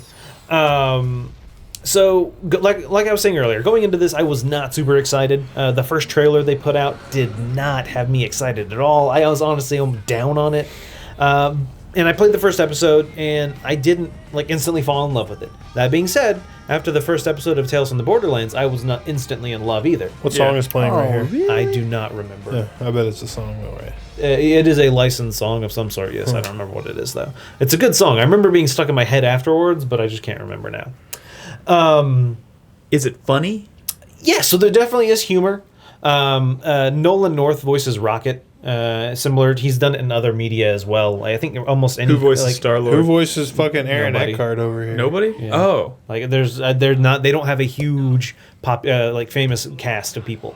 Oh, okay. Nolan North is the most prominent. I was fully prepared for you to say Troy Baker, but that's No. Troy Baker probably costs way too much for them now. yeah. I'm sure they don't want to. And but the thing is, and I talked about this with chat when I was casting. I think they took that to heart because people used to be impressed by some of the talent they got for Telltale games. Yeah. Like Troy Baker and who voiced Fiona? I forget her name. Jennifer Hill. Jennifer Hale. Yeah. But they don't need that necessarily. Or was it Laura Bailey? Laura Bailey. Was it? I think have no Laura idea. Bailey. But I'm sure they're both I don't remember. in all of them. Pulling names Maybe. out of my ass. Those famous voice actors out there. I don't think they need that anymore because it's like you already know people don't play Telltale games because of the famous people that are in them. They play them because of the story. Yeah. Most of the time. And that's kind of what I heard was good about this was the character interactions and stuff. And so at the end of the first episode, yes, I did enjoy the character interactions. It was Laura Bailey. Laura Bailey, yeah. But so, and I talked about as I was casting this, I was like, what I hope they do is because spoiler alert, in this some of the characters have conflicts with each other. They aren't happy with other people's decisions, like any other Telltale game. Yeah. You have to choose between person A and person B. Yeah. This one wants to do this, whatever. But the stakes aren't as high, are they? Because they're your they're team. not as high, yeah. But what I hope happens is I hope they split up. I don't know if this is going to happen or not. At the end of the first episode, they didn't all split up and go their separate ways. What I'm hoping happens is that does happen. and every episode you play as a different character. You just hate And then- playing as Aaron Eckhart. And then in one episode, you're Groot, and every option is I am Groot. Oh, that's and that smart. would be fucking amazing if you played a 2-hour Telltale game, and every time, because obviously the dialogue options are super important. All it said was I am Groot. No, I don't know if Telltale's that clever these days. That would super be self-aware. fucking amazing. Or like I talked about with chat, it would also be interesting if you did had the voice options, and no matter what you said, he just said I am Groot. Like you knew what he was saying. Yeah. But the other characters didn't, unless it was Rocket, because obviously Rocket can translate. Oh, for it's him. like the episode of King of the Hill where you hear Boomhauer's version of the yeah, story. exactly. Where you Maybe everyone Boomhauer's else would be like regularly. Star-Lord. Yeah, exactly. That would be fucking amazing. And I don't know if they've. Is it playing Tangled Up in Blue? I don't remember. I honestly don't. That's the name of this episode, though. I would not be surprised at I all wonder if if every they're all, episode like, is named after a songs. song. Yeah, I wouldn't be surprised either. Yeah, that would make sense. Yeah, that would be great. And I'm really hoping if Telltale hasn't completely finished this, maybe they jump on that. That'd be kind of good. It's likely there's going to be a season 2. Yeah, probably. I would imagine. Are they doing a season 2 of Tales in the Borderlands? No. I thought I remember that being I confirmed. don't or know. not. I could be wrong. I remember hearing talk about that. But so another thing they introduced, at least in this episode, is a different way of traversal, because you play a Star Lord and he has his little rocket boot things. Yeah. In this area I'm about to get to, there are 3 levels of this area, and you can go press up and down on the D-pad to switch between levels and kind of fly around. Yeah. Which is kind of an interesting, and that's something that's always kind of been not the highlight of Telltale games, is moving around the world in between the cutscenes. That's Not almost at like all. that's the stuff you like the least. Yeah, stuff I but- make Malia do. yeah, but I thought they did a decent job in this, especially because you're flying rocket boots, so you go quicker. And they're rocket boots. Who doesn't want to at least try and use the rocket boots? Yeah. But I don't know where they're going with this game, because something happens like 3/4 of the way through this episode, and I'm like, really? That just happened? Like they're doing this? Like what? What? I don't want to say it. It's a Yeah, spoiler. don't say it. I'm not going to. I'm not. I mean, I don't know I don't know who I'm kidding. Tell It's been me a long later. time Don't they since I like played. fight Thanos? I saw that in the trailer. Thanos? That seems a little silly because like Thanos is so damn powerful. What do you know of it? Well, I mean, it's not like he has the Infinity Gauntlet, so I mean, Doesn't he's matter. not, like, all-powerful. Nobody on the Guardians of the Galaxy are a match for Thanos. Okay. Oh my god, this is some nerd talk right here. That's- Yeah, but anyway, It's Thanos. yeah. Thank you, Brett. Thank He you. hasn't been in a Marvel movie yet, so I don't know what the fuck you're talking about. I know about Thanos. So anyway, at the end of this 2 hours or hour and a half, however long it took me to play this, I definitely was a lot higher than I was going in. But Smoking while you're playing? But I'm still skeptical. Yeah. Once again, though, since this is the Tales from the Borderlands team, I feel like definitely will Telltale keep going. rarely captures everyone's solid attention in the first episode of anything. Yeah. Like That's wasn't true. wasn't Batman also kind of didn't that end up turning out pretty good, but most people weren't high on it until like the second or Not third everybody episode. was high on Batman in the end. The people They who, got a second season. the people who played it, yes, definitely were higher on the not the later episodes. I'm gonna play than the that because I first. have the full season of that. Just Same sitting here. there I've only played the waiting. first episode as well. But yeah, so I mean, Guardians of the Galaxy. Put it this way: Tales of the Borderlands, as of right now, Guardians of the Galaxy, fucking Minecraft, way the fuck down here. Okay. So I'm definitely will keep going with this. Yeah. I don't. Man, fuck Telltale. What's their problem, man? Like, I don't know. grow some balls and do a real fucking game. Stop it with this shit. At least make a new engine, but make it so you can make more of a game with it. Stop making like these. I don't know. They're kind of like adventure games from the past, but not really. They're the definition. you know, Well, they're Or the definition just of cookie become an cutter. animation like they're studio. so fucking boring. Outside of The story, yeah. and even those are like man, fuck. Like how come like a David Cage game, which has just a little more mechanics, doesn't? I don't immediately want to die like walking around one of those environments. You know, they need just That's a good point. grow just stop it. Like do an RPG, do like a Mass Effect style game. You know, That'd like be think about what insane. you're good at. Think about what Mass Effect is good at. You could do one of those. Just do one of those. Hire some people that know how to make video games and do something fresh or different. It could be a licensed thing. I mean, obviously you have good relationships with all these fucking companies that you can get these licenses. Grow a pair. Here's the problem. Is all these companies that are allowing their license, like they're at this point, companies are probably flocking to Telltale to get them to I'm make. sure plenty have reached out to them. But like they're doing it because they know their formula and they know what to expect from Telltale handling their product. I don't think any of them want like a janky piece of shit, which is what a lot of their games have been. But like they sell well, they tell good stories, and you know what you're getting. I feel like let's take Lucasfilm or something. If they were to like, we want to have them make a Star Wars game, like, but we want you to make like your other games. If they were like, we want to try and make something fresh, they'd be like, we don't want you to take the risk with our property. Maybe take it with somebody else's. And I feel like that may be the kind of do it. I wouldn't be this shit's gonna bottom out because people. I don't think they're selling as well because people are sick of fucking Telltale, man. Well, yeah, I think people have kind of been fully aware of what the fuck. Look at the Life is Strange. Mm-hmm. Yeah, their next game is a fucking RPG, and that's already immediately more exciting. True. They could have just done another adventure game where you can rewind in a new setting with new characters, but like they're not lame. I don't know. That's true. And this licensed shit can bottom out, man. Like look at the success of like Rock Band and Guitar Hero. They were on top of the world, getting Beatles Rock Band of all things. And now like that's no different. Well, I'm just saying like they got the Beatles, everything from the Beatles. I there was a time where like it was on top of the world, and now it's nothing. I understand, but to an extent, I could still see Telltale doing like a fucking Spider-Man game or something like that. Something that's very heavily story influenced for a year. I could definitely see them trying at least. I might eventually become sick of it. I don't know, but I mean, like I think. I don't think you can compare that to Rock Band or Guitar Hero just because you're literally doing the same thing and just playing different music. Whereas a Telltale game, you're getting a story experience. Sure. But like I look at like Tim Schafer's games and like Double Fine as an extension of all his adventure games at LucasArts, and it wasn't until they started to experiment with new types of games where Tim Schafer's stuff really started to become interesting to me. Like they said with like Psychonauts, let's take all the strengths of what we did with our point and click adventure games, but actually make a real fucking video game with it. And they made Psychonauts and it was great. So I don't know. Fucking Telltale. Stop doing. I mean, they're gonna kill adventure games died at one point. And like Telltale kind of brought them back, and they're gonna kill them in the same way that adventure games died in the past. They're just I just get frustrated. I get what you're saying. I agree. I get frustrated thinking about the potential and. Yep.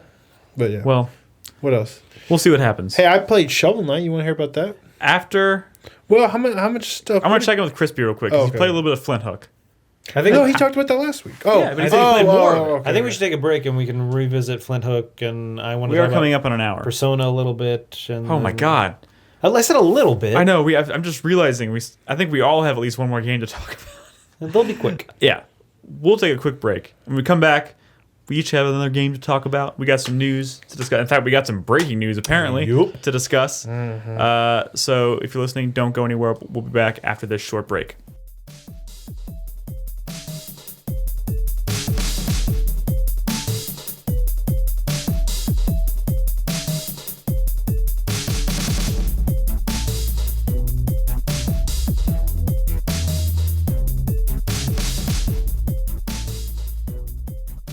We have now officially spent more time outside of recording talking about stuff that could be recorded and released on the internet as quality content than we have recording stuff for what we do. False. I wish I was recording. So can you say that again?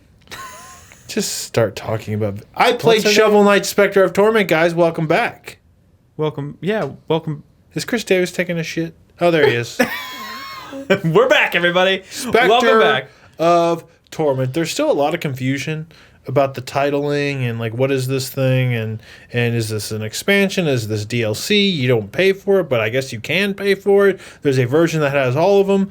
This is just a new Shovel Knight campaign. It is a full game, and you play as Specter Knight. He's one of the bosses from the original Shovel Knight. He's a fucking prick. About a year ago or whatever, they released Plague of Shadows. Plague of Shadows? Where you played as Plague Knight, which is also a boss from the original Shovel Knight. And this content was free, provided you had Shovel Knight. I feel like they're still making these campaigns because I think it was like, and this, I don't actually know for sure, but I think it was like a Kickstarter like tier or some shit.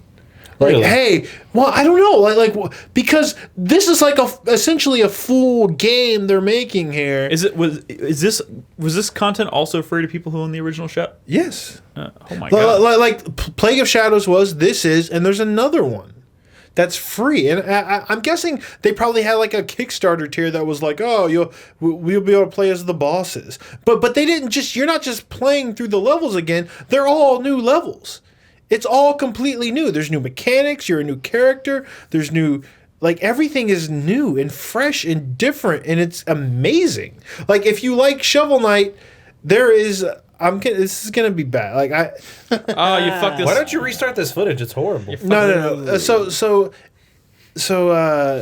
You play as, I think there's I don't know. You don't actually navigate via the world map like you did in Shovel Knight, but they are all unique levels with, everything is so fucking new. I guess the big difference is the way Specter Knight controls. And if you see, kind of when I'm in the air, a line appear through the enemies. Mm-hmm.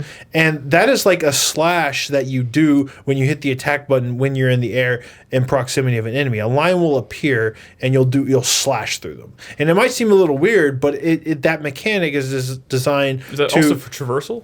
Yeah, exactly. It's made for traversal. The tricky part is, depending on your positioning of the enemy, you're either going to slash up or slash down. If you're slightly above an enemy, you'll slash down. So you'll be into these tricky situations where it plays into the platforming. And in fact, that's probably the reason that mechanic exists, where you'll have to slash through an enemy to reach a ledge. See, I just did it right there, right? But they'll do tricky stuff where depending on the arc of your jump, if you don't arc it right, you'll slash down into a pit and die. So it's like a timing thing where I got to jump, wait, okay, now the arc is right. Does that make any sense? Yes. Mm-hmm. Yes. Because when you're above the enemy, it's down. See, I had to wait. I had to drop a little bit so I could slash up. There's a lot of It's almost not intuitive because you want to if you're falling, you want to get out of that as fast as possible, but you have to wait so you can get the timing right. It's very unique, and they did a lot of tweaks just to make this character feel so different. Like with Plague Knight, he can run and jump off walls, but he kind of runs a little bit on a wall before he. It's very I just killed myself. No, you just killed yourself. Because what happened is I was already in the air when I tried to attack that enemy, and I was above him, so I slashed down into a pit. And they do these things where you're riding on a platform that is kind of propelling you forward, and they place enemies in such a way oh, I'm going to get hit by this enemy. I'm going to get hit by this enemy. I got to kill it. But if you jump and try to slash it, you're just going to fling yourself into a pit. It's it's dirty as hell. The enemy placement is dirty as hell. Fiendishly cleverly placed in a way that kind of makes you mad at the game, but it's really challenging in a satisfying way. And I think that was one of the strengths of Shovel Knight, is just really challenging platforming. I die so much here. This is so tricky because I keep grabbing on this ledge. I have two questions. Yeah. One, when you do that, when the line appears and you have the option to warp to him and to do that slash attack. Yeah. Does time slow down a little bit so you can kind of, or is it just is all happening in real time? Oh yeah, it all happens in real time. This is a very challenging platforming game. The combat isn't it's almost like an old school platformer where the real challenge comes from not dying instantly by falling into spikes or pits. Gotcha. And but I think that was the strength of Shovel Knight, and I'm glad that it's still the strength here because the level design is really good for this type of game. A lot of times you'll see these throwbacks with somewhat uninspired level design that is just kind of boring, and it's never boring here. And each stage feels really different than the others, and basically all the strengths of the Shovel Knight are here, except these are all new levels. You're a character that feels completely different. This might as well just be a different action game. Second question. Yeah. So this was free if you already own Shovel Knight. Yes. But if you buy this guy sucks. do you also get Shovel Knight? Gee. That makes well, sense? you does it go both you ways? can buy the Shovel pack Knight that has and then all of get them. this. It has a name. Yeah. I I guess that forget what makes it's sense. called. But like if you buy it retail on like Switch or whatever, I think they sell it all together or whatever. There you go, Nick. You can get on Switch. That's true. I don't actually know if Don't it's at taunt me. retail, I don't but- need any more games to play. I mean, should I have am told kinda- them to start this footage a little bit later. I am kind of ashamed that I haven't played. It's Shovel really Knight, but really good and challenging in a sometimes maddening but like really satisfying way. cool. The thing that is I'll say though is like they have the bosses are returning but they're all different. You know, so it's like you're fighting a lot of the knights from the original Shovel Knight, but they're like so different and like such great like boss designs, but they're still not hard enough. You know, like the Shovel Knight had great bosses, but more challenging. You can kind of just brute force them mostly, yeah. and that really does. It's disappointing when the design of them is so good.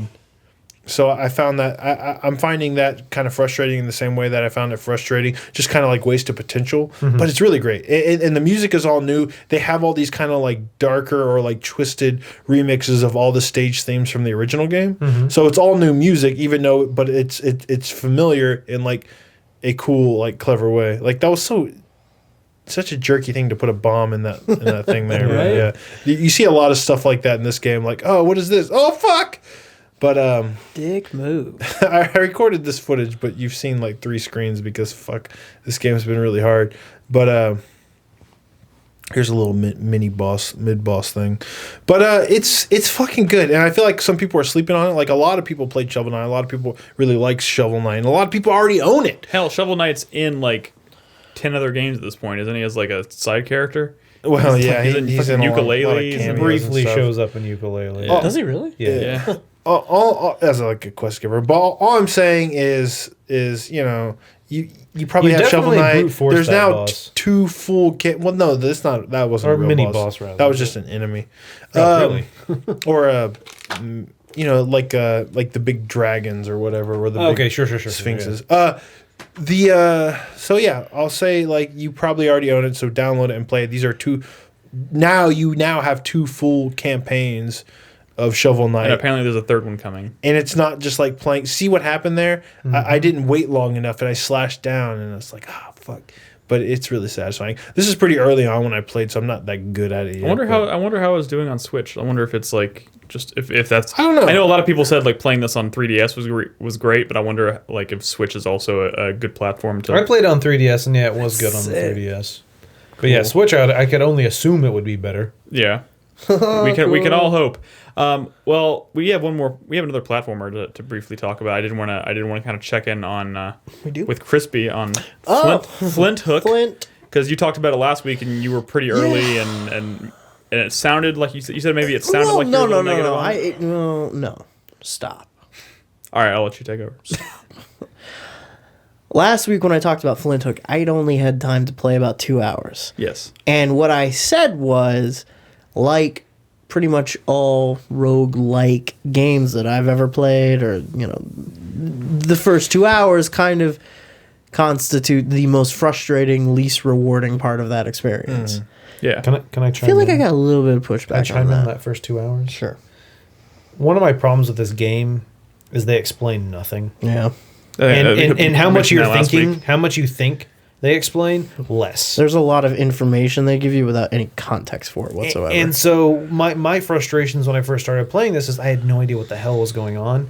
I'm like Rogue Legacy, they don't explain too much, but they give you enough to kind of understand. Like Flinthook gives you nothing. And I was just super frustrated because I did not know what was going on. Yeah. And that was my frustration I had super early on with the game. But sorry, you can yeah, continue, Crispy, with your... no, for sure. There's a lot of information that can make things that can bring you more success if you understand what you're looking at. Yeah. That the game doesn't really go out of its way. I mean, to where I'm explain at to now, you. I still don't understand some things, like when you're choosing what levels do you get a subset. I think that's the biggest that's kind of like the biggest complaint I had about like them not explaining shit is because like that level selection thing becomes like a huge part of your strategy, but they don't tell you what any of it means. So basically, like when you're Nick, I assume you haven't played the game. I have not. No. Okay, so like when you're playing this game, it's not just like level 1, play level 1, and then play level 2, right? The idea is that you're flying through space and you're picking a ship that you're going to go raid. And that ship is the level that you play, right? Yeah. But there's different kinds of ships. So there'll be like these big blocky ships. There'll be like these smaller like Corvette kind of ships. There'll be like all these different kinds of ships, and then they'll all have different conditions. Like some of them will say like there's a garrison on board this ship, or some of them will say this one's labyrinthian, or this one's a bizarre ship, you know? And those mean different things, like how many enemies you might encounter in that ship, like how the ship is laid out. Like this ship has a lot of vendors in it. This ship is a relic shop. Like so like you have various effects in like Rogue Legacy or something. Kind of, yeah. Or Darkest Dungeon conditions or something. Right. It's that kind of stuff. But then each ship also has like this little skull number too, Which I don't understand. that they don't really. Is what I assumed. I don't know. Like it's not really So like the reason that throws me off is when you beat a level, you get one little skull icon token. Mm-hmm.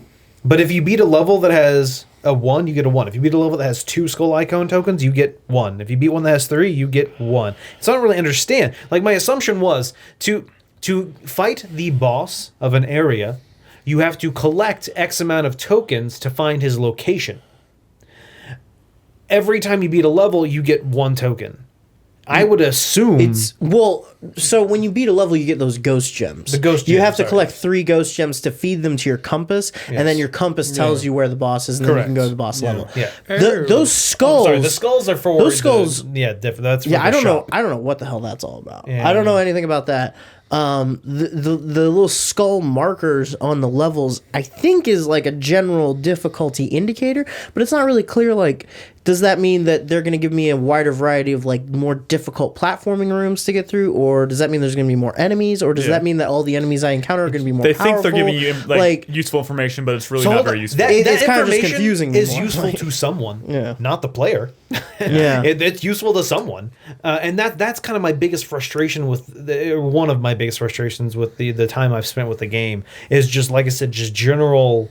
I don't know what's going on. You'll go to a shop, and in the shop you'll be able to buy this or this.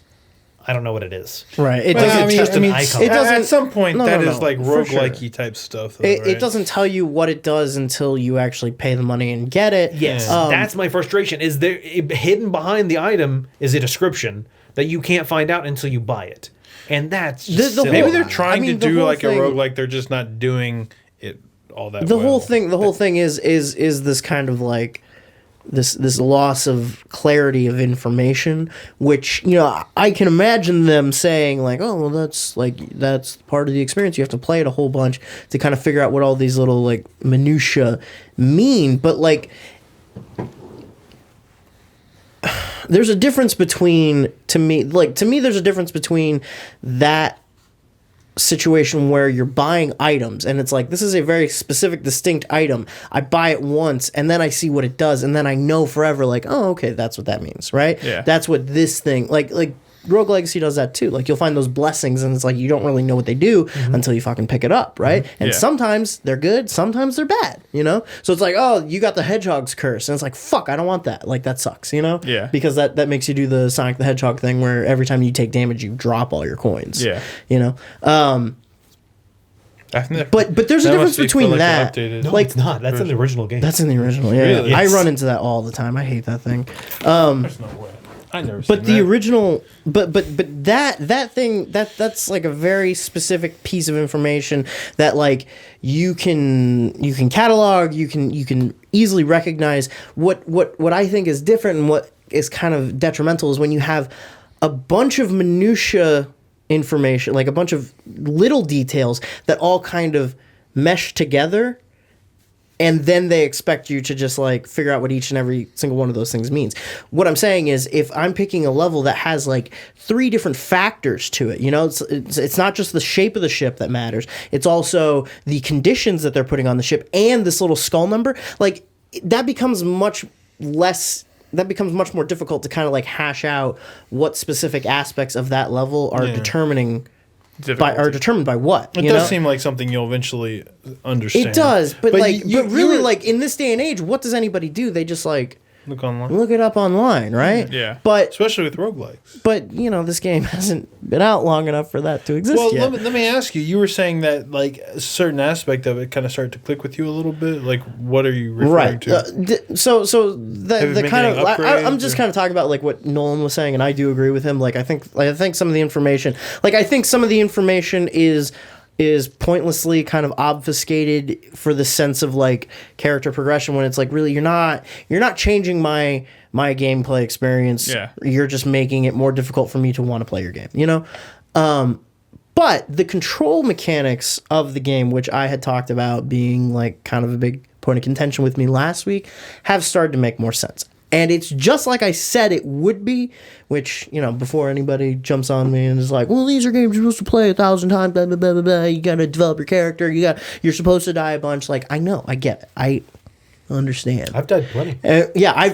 I've been grinding that character a bunch, and I've gotten a lot of like upgrades. I've gotten more of the like permanent stat boosts and like the permanent like perks that you can get, and it does kind of start to open up there. And they do this interesting thing too, where like when you finish a level or you like finish a run, they'll give you like these booster packs of like perks, and the better you do, the more you earn, so that the next time you go through, you get to like open up booster packs, and it's like, okay, these perks get added to your permanent total, and the way they handle you using those perks is they give you a certain pool of like points that you can buy in. It's kind of like the old Call of Duty like loadout system. It's also It's somewhat like- a Rogue Legacy in the sense that you have X amount of things you can equip. But yeah, they things, regulate it with weight in Rogue weight Legacy. in Rogue yeah. Legacy, but in this you have slots. Yeah. Right. And this thing that gives you 10% damage takes up 5 So slots. your pool gets Right. permanently larger. Yeah. Right. Yes, it does. That was something that like It's very remember roguelike. Galaxy?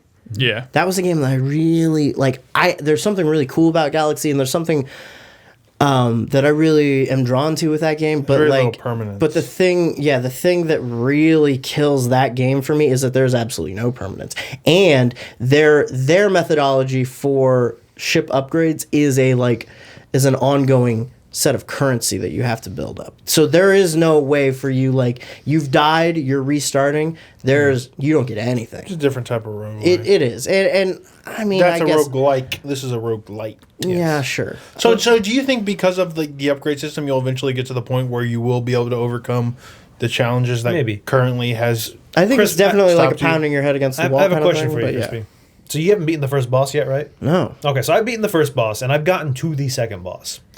The first boss, fairly difficult. You actually end up encountering him later on. He's like in a boat, or I guess everything's in a no, boat. he's not in a boat. He's like a fucking how would you describe him? Like a captain. Like a caterpillar type he's thing. he's a little dude that rides a giant like caterpillar, like what's its face from Oh, is that fucking a Link to real the boss? Past. Yeah, that's a boss. Yeah. But later on, you encounter him as a almost regular mini boss, but he's like an easier version of that. Oh yeah.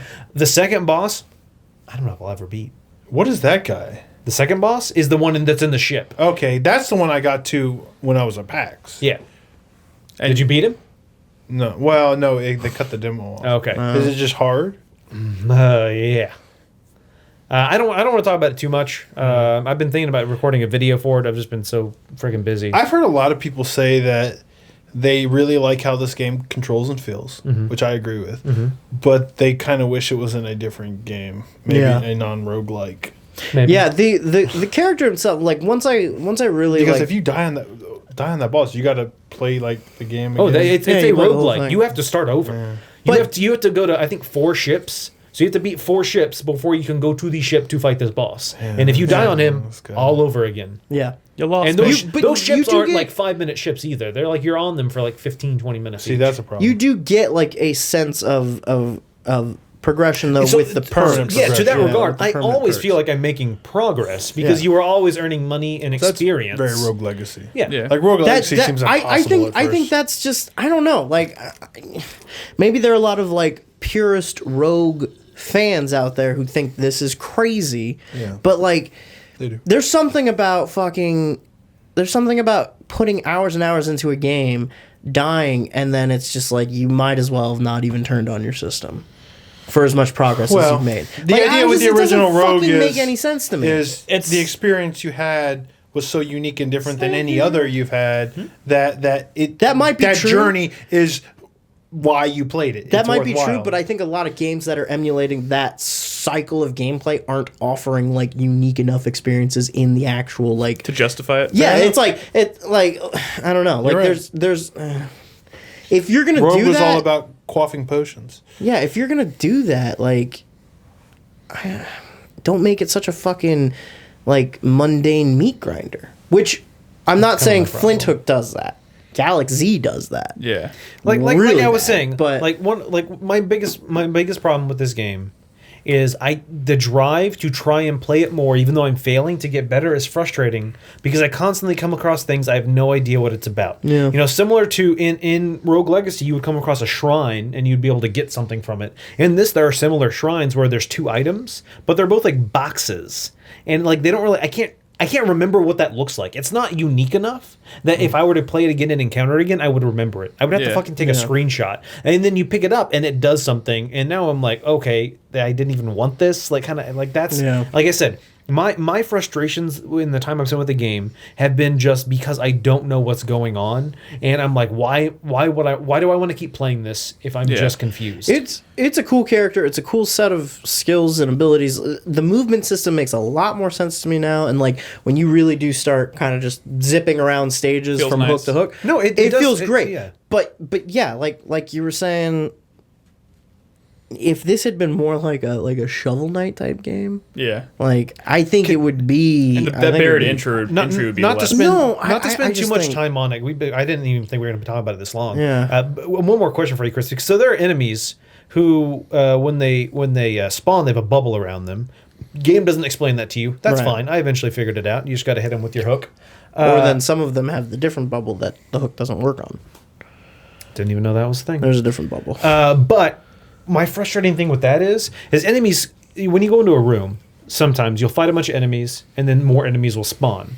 Yeah. The problem is the enemies that have the bubble around them, when they spawn, the bubble's not there. It doesn't appear for like a little over half a During the little second. spawning effect. Yeah. You don't see it until And they're so already you'll there. start going for them and attacking them. And then all of a sudden you get up and a bubble pops up and everything you've done has been useless and you run into them on accident. Why doesn't the bubble appear right away? That's something that's super fucking... It's a small thing. It's small, but it is frustrating as makes shit. big difference. It's stuff like that that's frustrating because this game is the type of game it is. Yeah. You know what I'm saying? Yeah. Because this game is a roguelite, because this game, if you die, like, you're just fucked, you're starting over from the beginning, like, I don't know, like, it's... I don't have a problem with difficult games. I don't like cheap games, you know? Like, I don't know. Like, I really think this character and this idea would have been better serviced in a more, like, curated platformer adventure experience. no, Maybe more 100%. traditional structure. Yeah. I have one game to talk about. Okay. And this is gonna be very brief because I know we're running a little late and we gotta do news and stuff. Oh god, we have a lot of news. I know, so I'm gonna keep this brief. I started playing Turok 2, Seeds of Evil. Why? I love this game. Why? Why? I love this game. 2, yes, dinosaurs. Because by the way, you know what's funny? I was playing Turok 2. I not a lot of dinosaurs I in saw a there. Velociraptor. And I was like, holy shit! I forgot there are actually dinosaurs in this game. Because for the most part, the enemies you're fighting are like dinosaur, like humanoid dinosaur hybrids. So they're like, You're a drink. they're not like dinosaurs. Whatever. Point I've is, never played Turok 2. Are they like the Goombas from the Mario movie? Oh. I have footage that he's gonna roll here in a second. No. Yes. Oh. Well, yes. Kind of. No. I don't know. Why I do can't you like answer that. Turok 2? Dude? Ooh, underwater stuff. Yeah, there is. Let me be real with you for a second. When I played Turok 2 when I was younger, I didn't play a lot of games. When I did play games, I didn't necessarily play them the same way I play them now. In fact, I played them, I didn't care about games the way I care about them now. Sure. So I played cheat fast codes. and loose with these games. You played cheat I codes. played like maybe the first level, maybe half the second level, the first time I played this game without any cheat codes, and then I fucking just cranked up the cheat codes and just jumped Yeah, around yep. and used all the weapons, and I didn't really take it very seriously. So the reason I wanted to pick it up now, not only because Night Dive Studios just put out a remaster of the second one, but I also wanted to kind of experience this game that I love in the way it was meant to be experienced, which is to actually play it start to finish without So using level cheat design codes. good? Dude, level design is so a lot of people. Okay, I might get some shit for this comparison, but now that I've played this game again and I'm reminded myself certain things about this game, a lot of people played Doom, a lot of people played Duke Nukem. Like, this game shares a lot in common with those games in terms of level design. The levels are huge. There are secrets everywhere. Like, there are walls you can break down. There are hidden switches that unlock shit. There's multiple objectives that are optional that are a lot of fun to take on. Like in this particular mission, you have to in the first mission, for instance, you can. The main goal is to get to the end of the level, and you have to defend this energy totem from like attackers. And that's how you beat the level. In other levels, it might be fighting a boss. But there's also additional objectives like find 4 children and save them because they're being held captive. And in this one, it's like find the 3 sisters of despair who are in these like undead graveyards and kill them. But they're all like really cleverly hidden. Like you can easily run through these entire levels and never see them and never find them. So you really have to explore, wander off the beaten path. So that seems like Tom, I'm getting frustrated. That seems like that could be frustrating in a game of this style where the levels are actually quite large and almost huge. like a labyrinthian. Dude, the first level is a lot easier to kind of get your bearings and like realize how it's structured and know your way around. This level, the second level, is like a fucking maze. Yeah. It is huge, and I honestly a lot of me running this level is just kind of like willy-nilly trying to find where to go. But like, are those little guys? Those are little compies. Yeah, and they are little fucking things suck. There's not a whole lot of them, but yeah, those things are annoying. But the reason I love Turok 2 is, the weapons are great. And it's kind of cool experiencing this game for the first time, really, legitimately finding these weapons the way they were meant to be found. Because I played this game, and after the second level, I was just like, fuck it, crank up all the cheat codes, and all of a sudden I had the fucking nuke in the third level, which was never meant to be like that.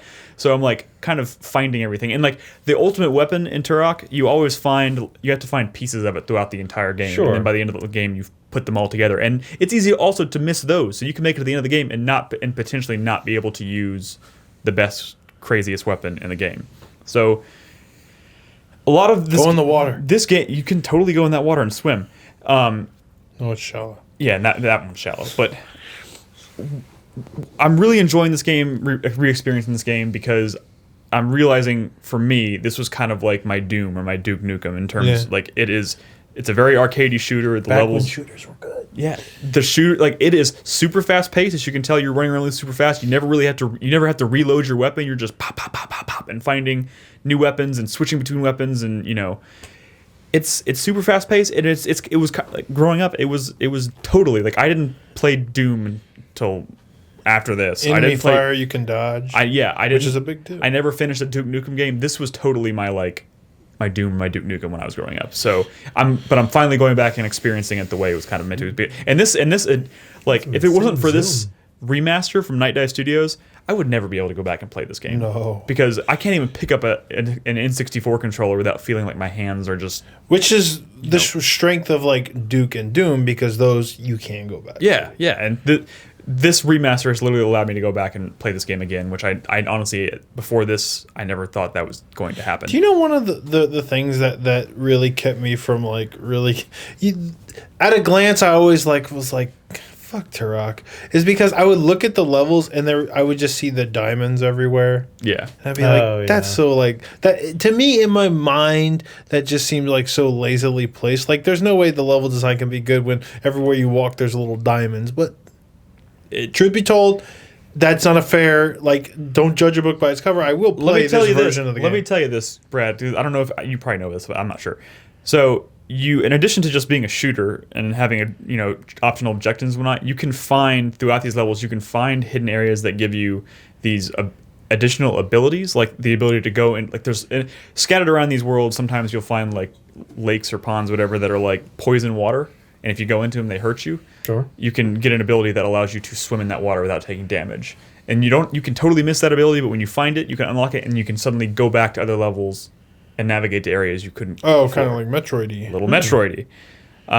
So it's not a temporary. You get permanent upgrades. Permanent upgrades. That's cool. Like it's because I mean that's straight from Doom with the hazmat suits, but yeah, I mean those were temporary. Yeah, and also one thing I just wanted to mention, like the death animations in this game are Pretty intense. super cool. Like I've forgotten because this is an N64 game. Going back into it, I didn't expect it to be super impressive, but like man, there are some elaborate death animations to the point where like sometimes they self-destruct and they split down the middle and like blood goes everywhere. I fucking shot a raptor and his head exploded, and then it was like flopping around like a chicken with its head cut off for like 30 seconds. Like there are some really crazy. What the fuck are you that's attacking? That's an invisible. Like they have like the predator thing where they can like, make themselves invisible.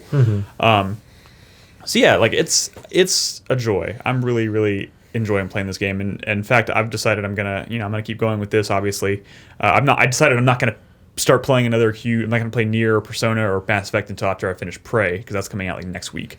So until then, I'm kind of playing this and Yooka-Laylee. Mass Effect. So yeah. Anyways, that's Turok 2: Seeds of Evil. That's all I wanted to say about it. It's really great. Let's. I have You have a question? super brief. Okay. Persona 5. Yes. I've been playing more of it. It's more Persona. I got to like a weird section that I didn't. The mementos. Have you gotten there yet, Brad? Yeah, there's some. I didn't realize like transformation. I don't know, like spoil it, but I mean like, there's like a bus. I don't know. There was like a bus. It's weird. I don't know. I have no idea what that means. You'll get without there, any context. Like maybe 15 hours, Brad. Is it a bang bus? No, unfortunately. Then I'm not interested. I haven't been playing too many video games. Honestly, in the past like 2 weeks, I've played maybe like 6 hours. Yeah, you've been busy with life yeah. things right now. Yeah, So but to be expected. I'm still enjoying it. I want to play more of it.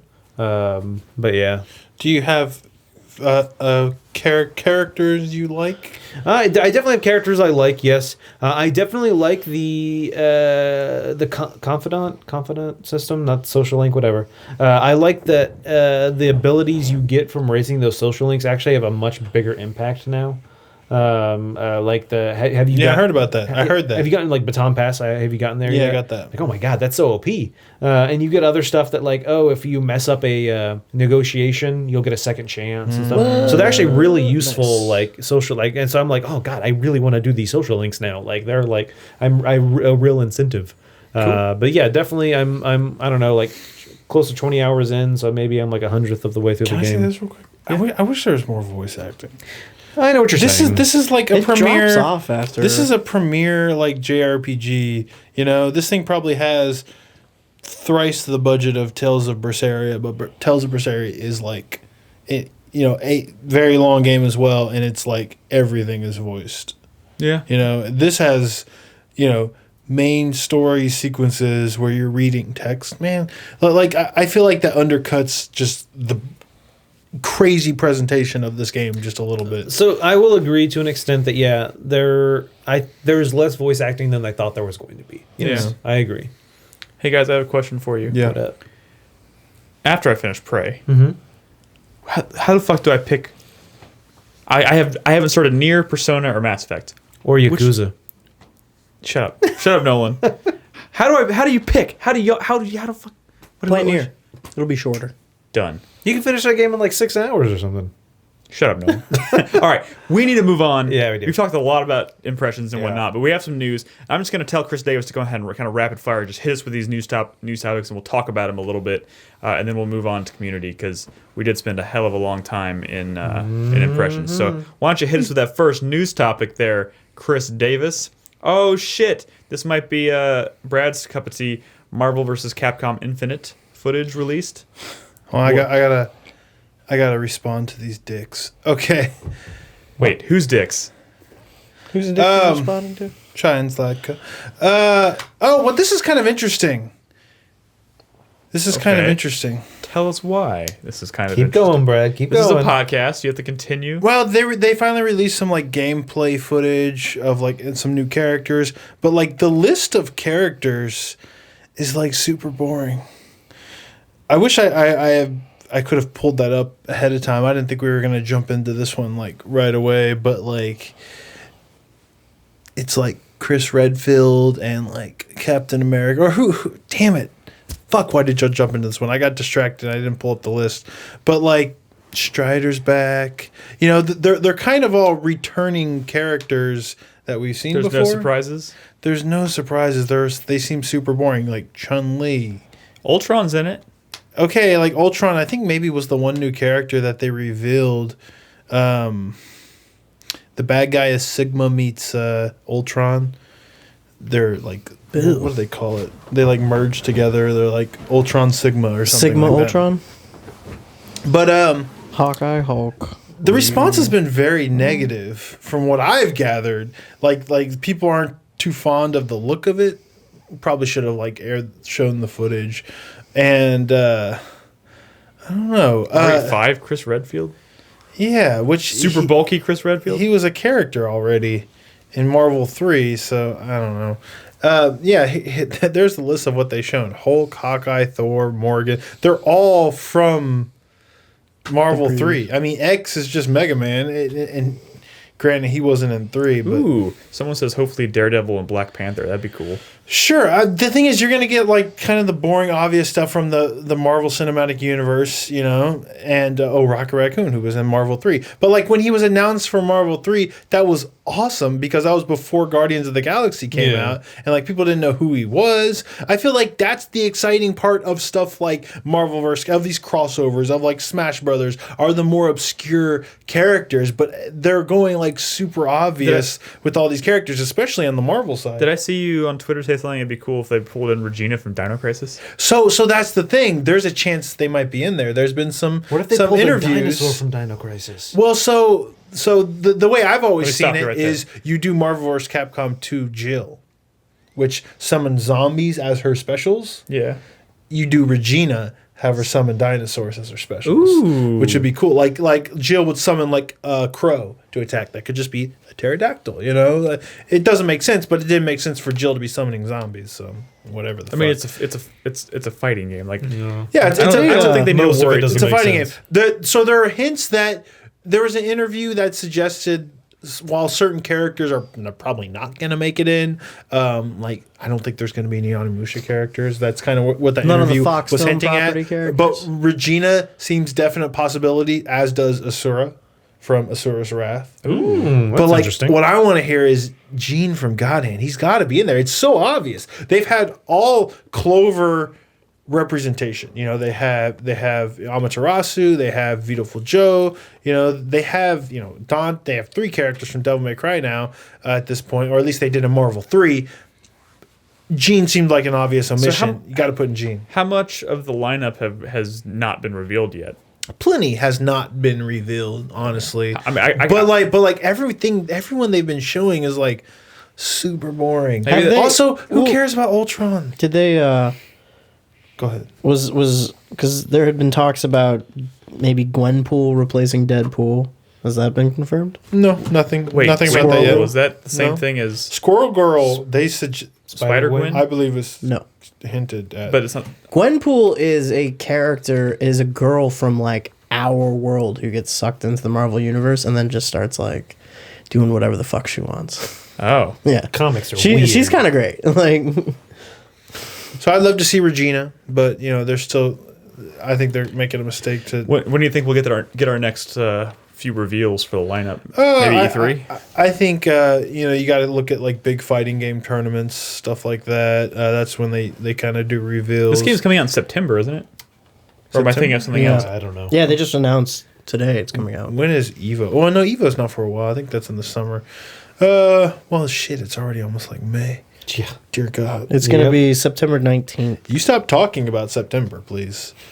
All of y'all stop talking about I feel September. like we're kind of in a lucky position right now because Prey comes out next week, and as of right now, there's nothing for me on the immediate, the immediate future past Prey, like until August that I know of. Yeah.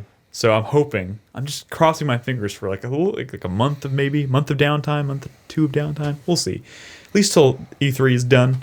All right, what's the next news topic, Chris Davis?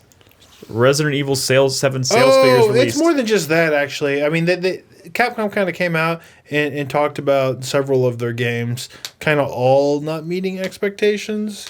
And believe it or not, Resident Evil 7, we were real high on that when it came out, because the game was good and it seemed like people cared again. But I think it's, as of now, 3.5 million. 3.5 million. Seems like a lot. Their goal was 4 million, I think, right? Yeah, I mean, it seems like a lot, but like not for Capcom because Resident Evil 5 and 6 did so well. I mean, 6's lifetime to date is like 6.8 million. Yeah, here's the thing. Really? Yeah. Dude, Resident Evil 6 second best selling Resident Evil in the 6 franchise, is I believe. But here's the problem with that. Even though it sold like gangbusters, it still did a lot of damage, I think, to that series' reputation. Because it sold really well because people had such high expectations following 4 and 5, but the actual reception of the game was much poorer. So it kind of makes sense that 7 would be a really great boost in confidence for the series, but not a lot of people would trust it enough to go back and play it following the 6. Nick, how do Capcom execs see that? They see 6 is selling a lot better than the one that tried to, calm the series down a little bit.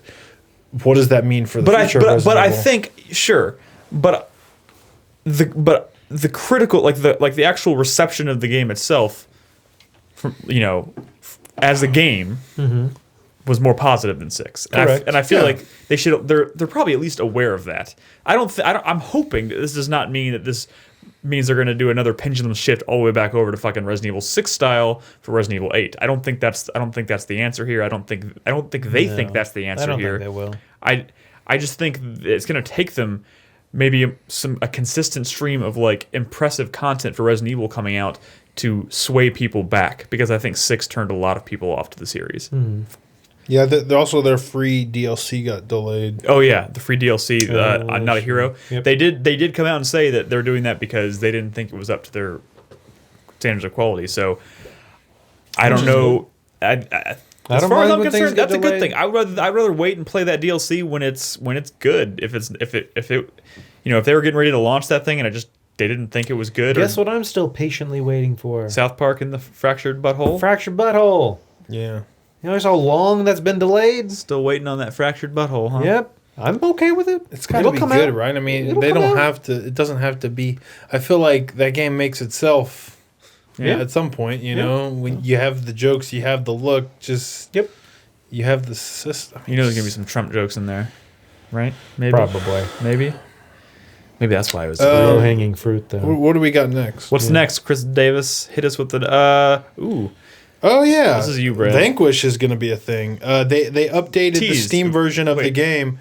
Is it confirmed? I mean, it is. They did a secret update to the game where they put a Vanquish avatar into Bayonetta or something of that effect. And Bayonetta. Also, Sega has said that they're absolutely wanting to do more PC ports. Just pretty much confirms it. Yeah. I might finally get around to playing Vanquish. The Bayonetta PC release has been doing rather well as well. Yeah. So that's great news, man, because that's a game that it didn't run at 60 frames a second. It ran fine. I mean, it was stable, but I think it was 30 frames. I still have that on PS3 and I haven't played it. I've never played it.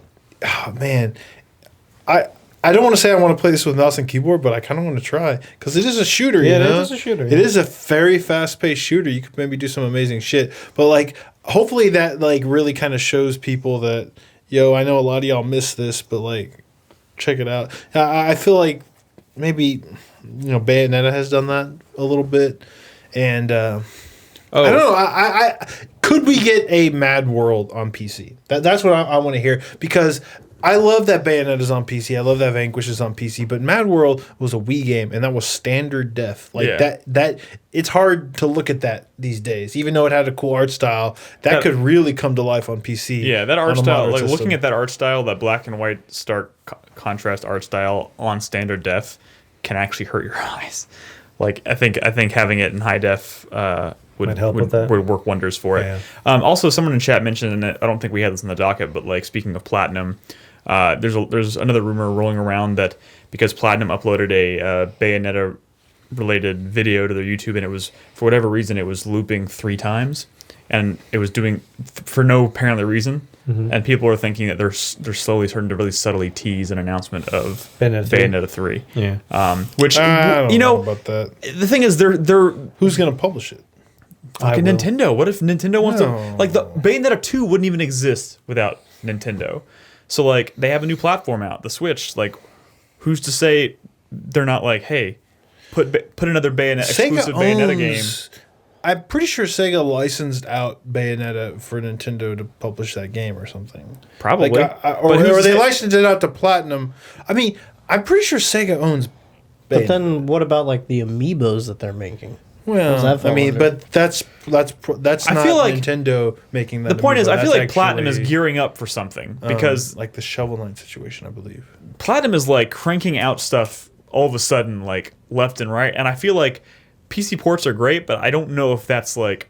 I feel like they're trying to get people's attention. Like they're trying to hold on to people's attention because they might be about to announce something. I mean, where's my new Valkyria Chronicles game? Well, I guess they.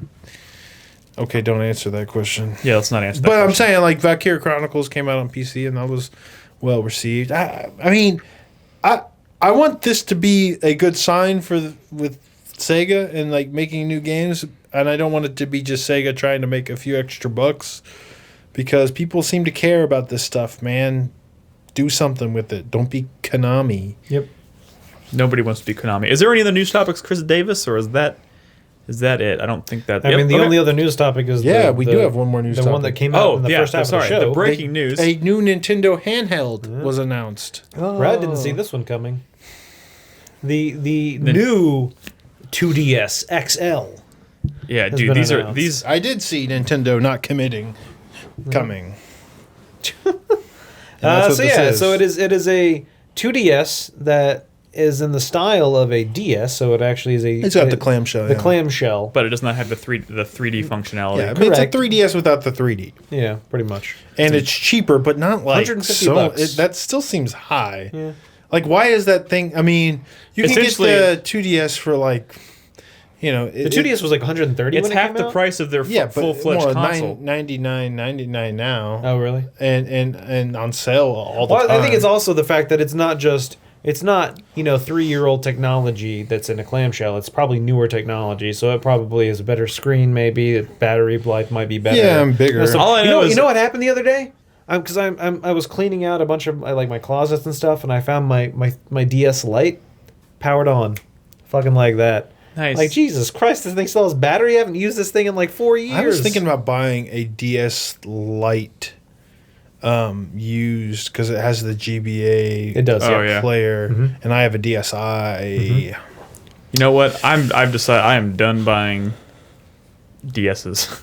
I've I bought mean, so many DSs. Sure, obviously you don't need this. My but new 3DS XL is but- like Nintendo it. also did a Nintendo Direct last week, which Yep. we briefly talked about on last week's podcast. But they announced a lot of 3DS games. Now they're releasing a new.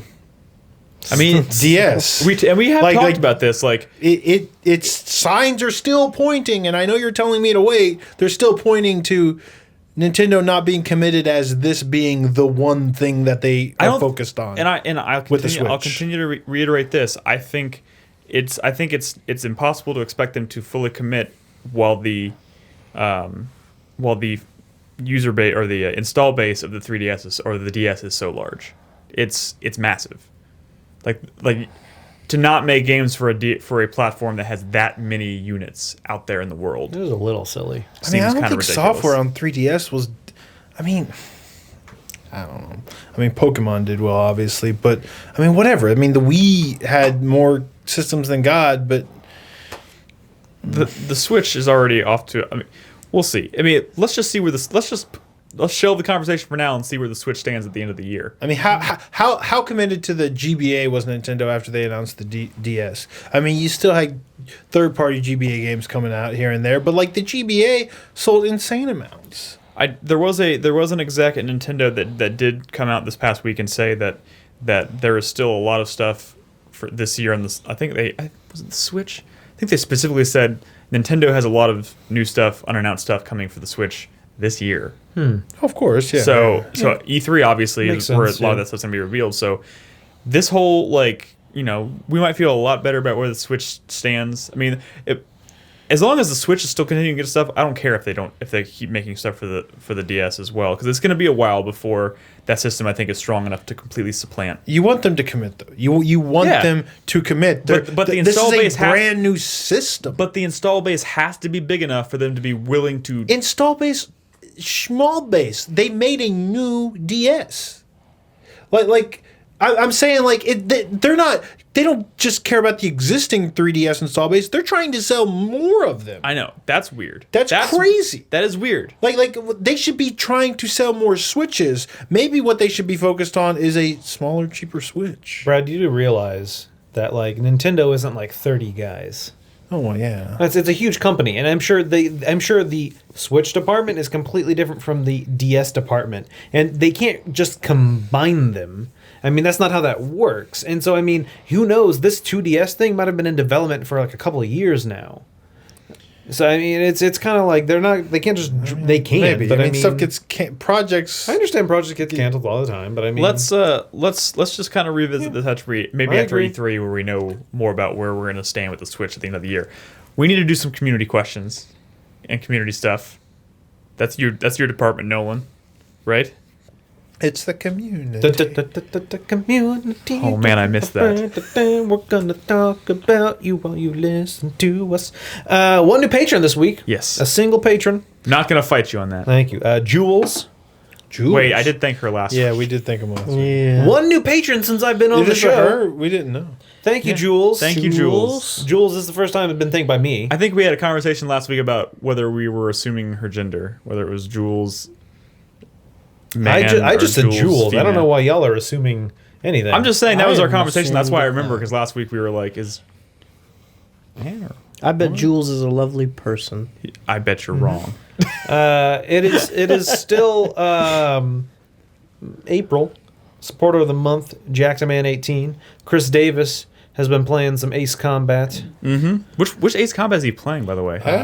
Is it Ace Combat 5? Did he finally get around to 5. that? Okay. Yeah, he did. Yeah. So let's get to some questions from our patrons. We got a Yes. few questions this week. First question from Nick the Batman. What would 4-Player Network, the Telltale series, be like? No, it would have some. It would have stunted traversal and I don't know where I was going with that. You know what I mean? It'd be amazing. It'd be great. It'd be. I think it'd be pretty funny. The stakes would be really high. You'd obviously control Brad. No one would play it. I think it'd be a little bit like the Game of Thrones series. Oh, God. It wouldn't be very good. That's horrible. We all die. It's horrible. Yeah, I don't know. That's a good question. I would hope it'd be a little bit more like Tales of the Borderlands, or so I hear. Maybe a little less like The Walking Dead. Yeah. The story would revolve around our manic preparation for like our 1,000th any event. podcast. Oh shit! Yeah, They would that'd be probably great. go the way of a lot of Telltale series where, like, a lot of people would play that first episode, but by the time you get to the 5th episode, you got a lot less people playing. But, you know. But like those The episodes, story's might be still the- strong. Those episodes might be the best. There's episodes. just jerks aren't Is that a playing it. metaphor? Wait, what? Maybe. All right. Anyway, let's move on. 94% of players chose to let Brad die and save Crispy. Nice. That says Bisque in chat. Eraser. Next question. He's a newer patron. He is. Crispy will remember that. Or they are. Why do you keep saying he, Nick? Why do you Sorry. keep putting that in my mind? Eraser is a new patron. Newer. Hey, 4PP crew. I have a question relating to the Switch. Ooh. If motion controls are as nice as Nintendo says they are, do you guys think that a game like Skyrim could be better made more modern by using them for your sword and shield or spell, whatever you wanted, using them the same way Nintendo's new IP ARMS does? You know ARMS? the Yeah. Oh yeah. punching We game. played some ARMS. Can you guys think of any other titles that might benefit from the same treatment? Ooh. First of all, to answer the first part of the question, I'm still firmly of the belief that motion controls are Pretty a gimmick, gimmicky. Yeah. and I don't like them. Yeah. And I like what I do like about the Switch. cool when I they're like music. I like the ability to control the games in different ways, like the ability to take the Joy-Cons out and just hold them freely instead of having them connected with the grip. I think it's really cool. I don't think you have to take it any farther than that by having you swinging those around like a sword and a shield. I think 9 times out of 10 that does more damage than than So I'm gonna have to agree with Nick on that. Never been a fan of games that force you to do that. like. Why do you think nobody likes Skyward Sword? yeah, I mean, no. I mean, Disagree. I think the motion control in Skyward Sword is fine. hold on, but You didn't play it for 50 hours. Skyward Sword I played aside, it for 40. Skyward Sword aside, the Skyrim you do a lot of swinging of shit.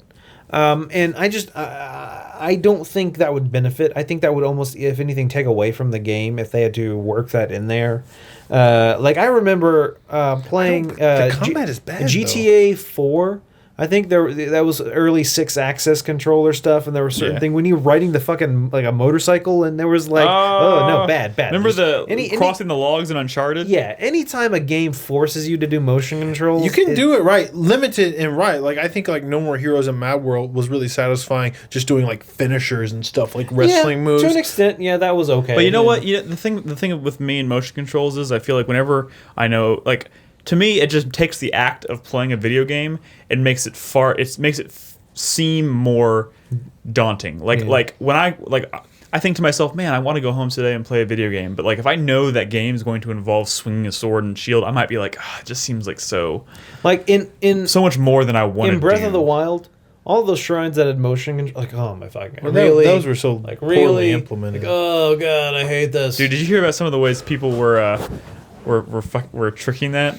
Like, because the one with the Just maze, flip it over. like that, because they would dump the ball off, right, and then before the next ball fell down, they would flip the controller over, so it was just the flat surface, and the ball would fall on it, and they just. So roll. I did something similar where I would flip it vertical, and as soon as the ball dropped, I would catch it in the correct spot in the maze right by the exit. Yeah. I never tried flipping completely over, which is though. cool. That's- But like 9 times out of 10, when you're implementing motion control, I feel like it just drags the experience down rather than. All right, let's move on to the elevates next it. question. Thanks, Eraser. From Burnsy. Do you have a favorite PR stunt that a developer or publisher did to get their game some exposure? Whether they were a success or hilarious failures, example, THQ dumping balloons Oh, that's what I was gonna to mention. the San Francisco Bay to promote Homefront. Oh my and God. Acclaim offering $10,000 for a family to name their baby Turok. Follow-up question, will Brad name his baby Turok? No. $10,000, Brad. You think that deal's still good? I'm gonna name my baby Doom. No. What about Joseph, who shaved his head for a copy of Far Cry? Was that for a copy of Far Cry? Yeah, Something like think that. I don't think that was like for a copy. I think that was just. just because. I think think you're talking that about was a for a PAX. They were copy. shaving people's heads for Far Cry 3. I don't think they were promising people copies of the game for doing I that. think they were. I think that was the point. How Yeah. else were they getting people to do it? Yeah. Not everybody's Joseph. Yeah, let's say I don't even think. I think I remember Joseph we getting didn't. his head shaved and then coming out to me being like, "I don't even care if they give me the game. I just wanted to do it." I was like, "Wow, you are a man among men." Man, what are some good PR stunts? There's definitely been some. I was definitely going to bring up the balloons thing for Homefront. That was ridiculous. I like the- the dismembered fleshy lady or in the bikini that was Oh, supposed to Dead come Island. with Dead Island. The special edition was like and they're like, nah, we're not gonna do that anymore. Yeah, I it was remember like a that. disembodied. it was a disembodied torso Yeah. of a lady wearing a bikini. bikini. Yeah, I remember that. That sounds No hot. head, no arms, no legs. It sounds hot, Nick. Sounds hot. I guess that's what they were thinking. Just the trunk. I I mean, Those if you want to talk, like, fuckers just like one you. of the first thing that comes to my head is the augment your pre-order thing. That was a big PR Yeah. like disaster. Yeah. I don't know if this counts, but this is recent, obviously, because the whole Prey thing, I think, where they were screening movies that they were partnering with the Alamo Draft House, and that's how we got to play the demo or whatever, full disclosure. But, like, I think that was a cool way of marketing their game, because they were showing movies. People love going to the movies, watching things. They were showing things like The Matrix and Starship Movies that Troopers. inspired. And then all you had to do was go to the theater, watch the movie, and you had to watch a trailer for fucking Prey before you watched the movie, and like that was a pretty cool, non-intrusive, fun way, I think, to market a game. I don't like. This isn't exactly a PR to get the game exposure, but the whole it's almost the opposite. PR to not get the game exposure. The whole Persona thing. Don't stream past July 7th. Bullshit. That now they've been like, you know what, we were wrong. Just don't stream past the very end. They're like, essentially, don't play the very end of the game. Yeah. Now they're like, yeah, we were a little strict. Yeah. And I think that's what I said. I said they are gonna fucking retract that, and it took them slightly longer than I thought, but they did, because that was ridiculous. Yeah. You can't say that because it's only PR. I mean, it's only a stunt. It's nothing. Yeah. Yeah. Also, someone in chat mentions Camdrome. That's what I'm referring to. Oh, that's what Camdrome, you can't say it because like there's no game. There's to no promote. game. That's There's all no, PR. nothing. PR for nothing. Crispy But is it's still not waiting. even PR. It's just a stunt. It's Yeah. nothing. Crispy is still waiting for a reveal of Camdrome. Dude. What the fuck happened there? Remember? All right, moving on. From Gonzo Lude. For all the MSTers in the room, Mystery Science Theater, I'll ask the age-old question. You know what the question is? Go ahead. Go ahead. Joel or Mike? Man, that's rough. That's rough. I really got into MST3K watching Mike episodes. So that's me as well. Oh. Like Mike was my first host. So that's kind of my default. But, Is like, I none of prefer it would Mike exist to Joel. without Joel. And there are definitely, like, some of my favorite episodes are Joel episodes. Some of them are Mike. I think they both do different things very well. I think Mike is a slightly better performer than Joel I think that is. might be why I prefer him as well. If I had to, I don't know. If I had to pick, I'd probably say Mike. But like, I don't know. They're really, that's Sophie's choice. That's terrible. I mean, Yeah. even Jonah Ray is doing like a great job with the new MST3K. Like, it's all been fucking great. Yep. Like, Where's Felicia Day in all this? but you know what? Fucking the Final Sacrifice is a Mike episode, so I mean, I guess he wins. That's true. I do love the final Go fuck yourself, Brad. Should I watch this? Should I watch this stuff? Why not? No, you shouldn't, because I don't want to fucking talk about it. Oh, yeah, there it is. I But you like it. Well, I thought you'd want to talk about it. think he Not doesn't want with to talk about it with you. Oh, you think I won't like it? You should watch it. It's like, I don't know why do you need it's Mystery Science Theater 3000. Why do you need a fucking green light for that? Time consuming. Go do it. It's great. Can I say They have been You have to watch bad movies. minute for minute. They have been like pretty top notch compared to like the entire stock of MST3K episodes. Can I say if I had to choose between Joel or Mike, I would choose John Earler. Interesting. Why? I don't know what that means. Who's your favorite doctor? John Earler is the guy who hosts Master Pancake. Ah, gotcha. Who's your favorite doctor? All right, next question. I feel like MST3K people watch Doctor Who. Is that true? That's racist. Well, considering both of the ones in this room, For a I bit, think yeah. do. All right, final question for the evening from Alfian. Question for Brad. Who in the group would you trust to babysit your baby for a day? Oh, shit. Define group. This room? Yes.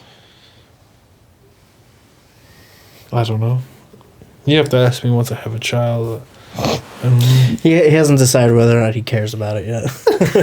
That's fucked up. I'd probably just leave him alone. As opposed to letting one of us watch your child? That's the babysitter right there. Yeah. Oh, Exactly. Yeah. The TV. I'm pointing at a TV, ladies and gentlemen. All right, thank you for all the No, patrons. I have an answer. I think it would be quite comedic to have all three of you watch the baby. I'll be like 3 Men and a Little Lady. Exactly. Oh, shit. 3 Men and a Baby. That 3 would- Men and a Baby. that would Sorry. make a great That's vlog. the better one. That would be a great vlog. You think there'll be a ghost? Maybe. Who gets to be Tom Selleck? Oh, well. I mean, I think Nick by mustache default has Yeah, to that be. is true. But I'll be Steve Gutenberg. Yeah, you're gonna be Steve. I'd definitely be drawing a blank. Tim, no. Tim. Dan, Cheer. No, don't help him. Don't help him. I know Don't it's help him. Cheers. I know it's Cheers. Don't help him. Don't get me wrong. Don't help him. I've been watching Cheers. Look at my Netflix queue. I'm like 3/4 of the way through season 1. I don't believe you. I don't believe you. I don't believe you. What is his name? Oh, He's come on. using fucking season 2 Oh, of come on. Fargo. Why have you been Oh. watching Cheers? Oh, I watched the first episode of season 3. Tim, Tch. Ted Danson. Ted Danson. Ted Did you watch the Danson. first episode of season 3 of Fargo? It's already out? Yeah. Fuck me. That's what I'm doing tomorrow. All right. I get to be Ted Danson, and I'm fucking fine with that. I love Ted Danson, even though I couldn't remember his name for a minute. That's just because my brain doesn't work. And I'll but be the thank you. baby. Thank you to all of our patrons who asked questions. Every week we post a thread on our Patreon page. Any patron can ask any question they want. As you've seen, we get some pretty weird questions. Patreon.com/4Player. Yes. Also, I mean, that's less community and more just general news. Yeah, I actually meant to plug it at the beginning of the segment and I completely forgot. I'm so sorry. But just a reminder, this Saturday. 2 days from 2 now. days from now. If you're listening to this right now, there's a good chance it's Saturday because I usually post these on Saturday. We're doing a D&D session, our first D&D session this Saturday, starting at, we're going to go live at 10 a.m. That's our plan. So tune in, Holy 4pp.tv. There'll be a day of Dungeons and Dragons with the 4-player crew. I think Carlos is going to be there too, right? Mm-hmm. So Is he in the country? I don't know. I think we're. You can never tell. I don't know. I The can't real figure. question is, did he ever leave the country? Yeah, I couldn't tell if those were pictures from like. That's a fair point. Yeah, he's been tweeting pictures of himself in like Germany, and I'm like, is he actually in Germany, or is he like these? I mean, like, there was that whole vacation time when he was pictures? at PAX East. We he will was be- tweeting pictures from PAX East. We will Son be of a going bitch. live at 10 a.m. That doesn't necessarily mean that dice will start rolling at 10 a.m. Correct. I'll be There rolling might be, dice. Well, we have made There our might be a characters. fair bit of setup and Yeah, we've made our characters settling and Yeah, stuff. but you can expect the stream to go live at 10 a.m. and we'll be live. It's gonna be good, guys. We'll be live It's gonna be most good. of the day, so gonna tune be in for good. that. Should be fun. Be there. But now Can I bring my Vita? we need to No. we need to wrap the show up with the 4-player minute. You know what that means? Yes. Hype, sweat, fuck you. I'll thank go you. now.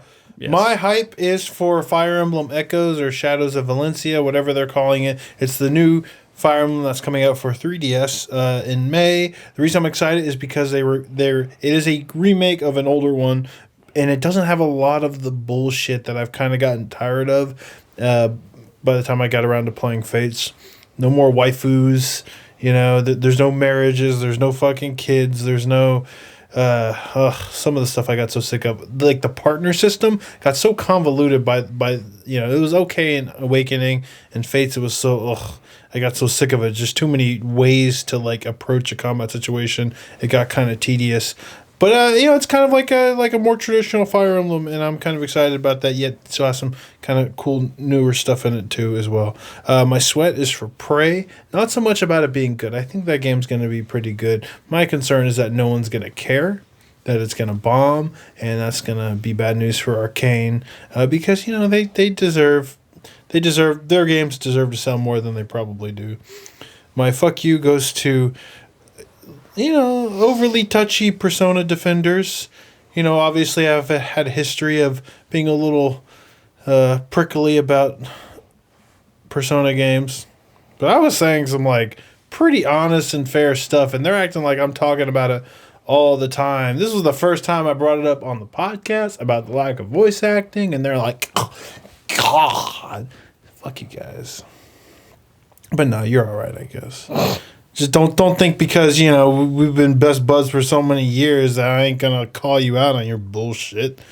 My thank you goes to all the Nier fans out there, the Nier Automata fans that have kind of been keeping me going. I've been just in kind of just drowning in games. And, I haven't played Zelda in a month, even though that game is like incredible. Fantastic. In a lot of ways. Isn't it weird that you can love a game so much and then all of a sudden you put it down one day and don't go back It's to it? mostly because I own it and I know I can play. It's a game that I know I'm obviously going to finish it eventually. It's Yeah. definitely But- something everyone in this room does. Yeah, so it's the kind of thing, and like I put down Neo because new shit comes I own out. that, Yeah. and it's like I could have seen Nier easily becoming that for me, but I feel like the fans of it, the people who've played it, have been like trying to like urge me to keep going, and I have been, and I'm gonna start Route C tomorrow. During my broadcast, I'll be playing all day, and I kind of can't wait. I just want to thank the guys out there and gals who've kind of said, no, keep going, it gets cool, and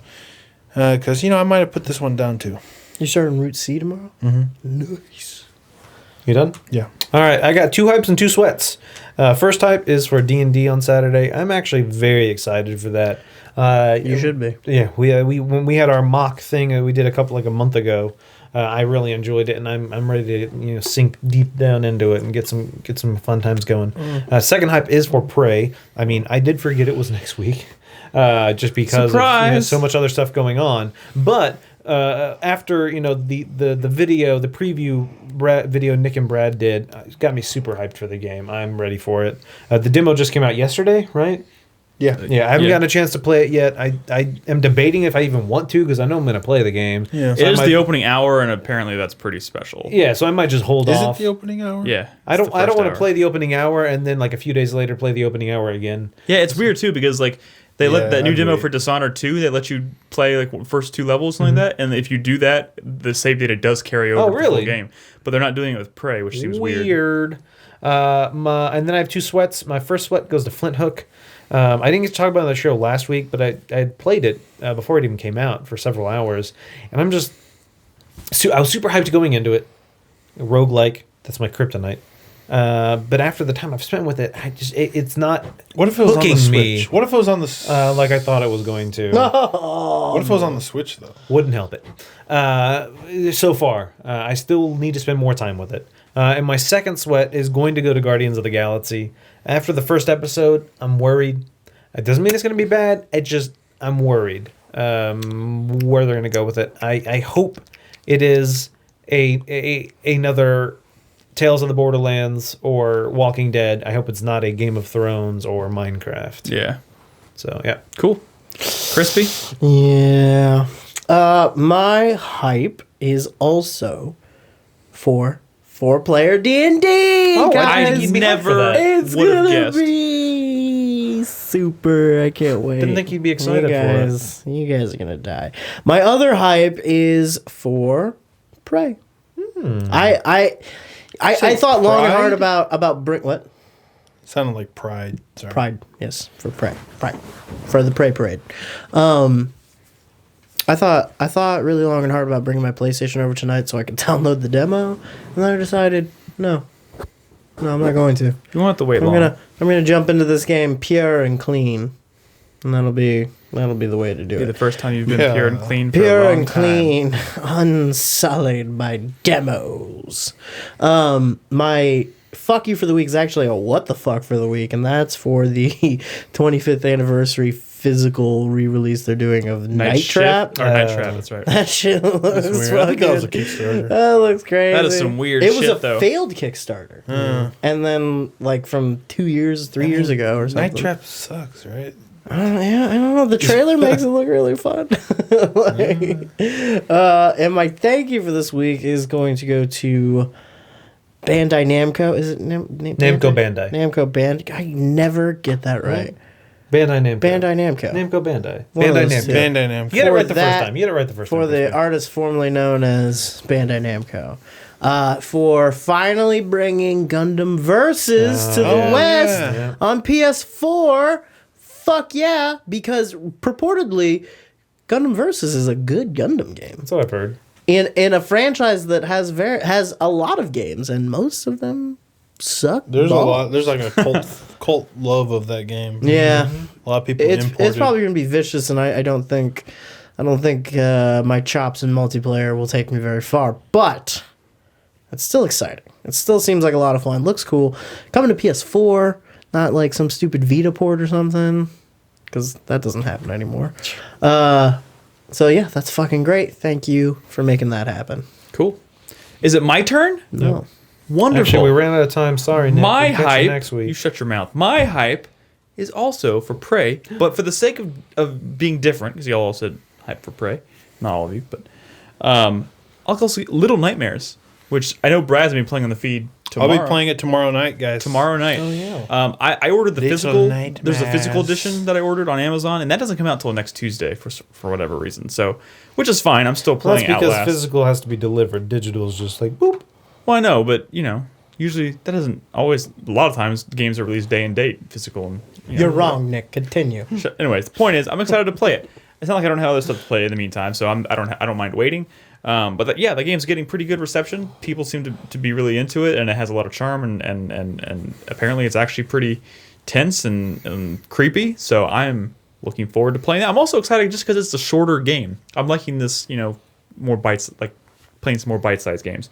My sweat is I'm really kind of on a kick right now, wanting to play some older stuff. Hence why I'm playing Turok 2. Thought your sweat was going to be 30 hours of Buffy. No, that's not.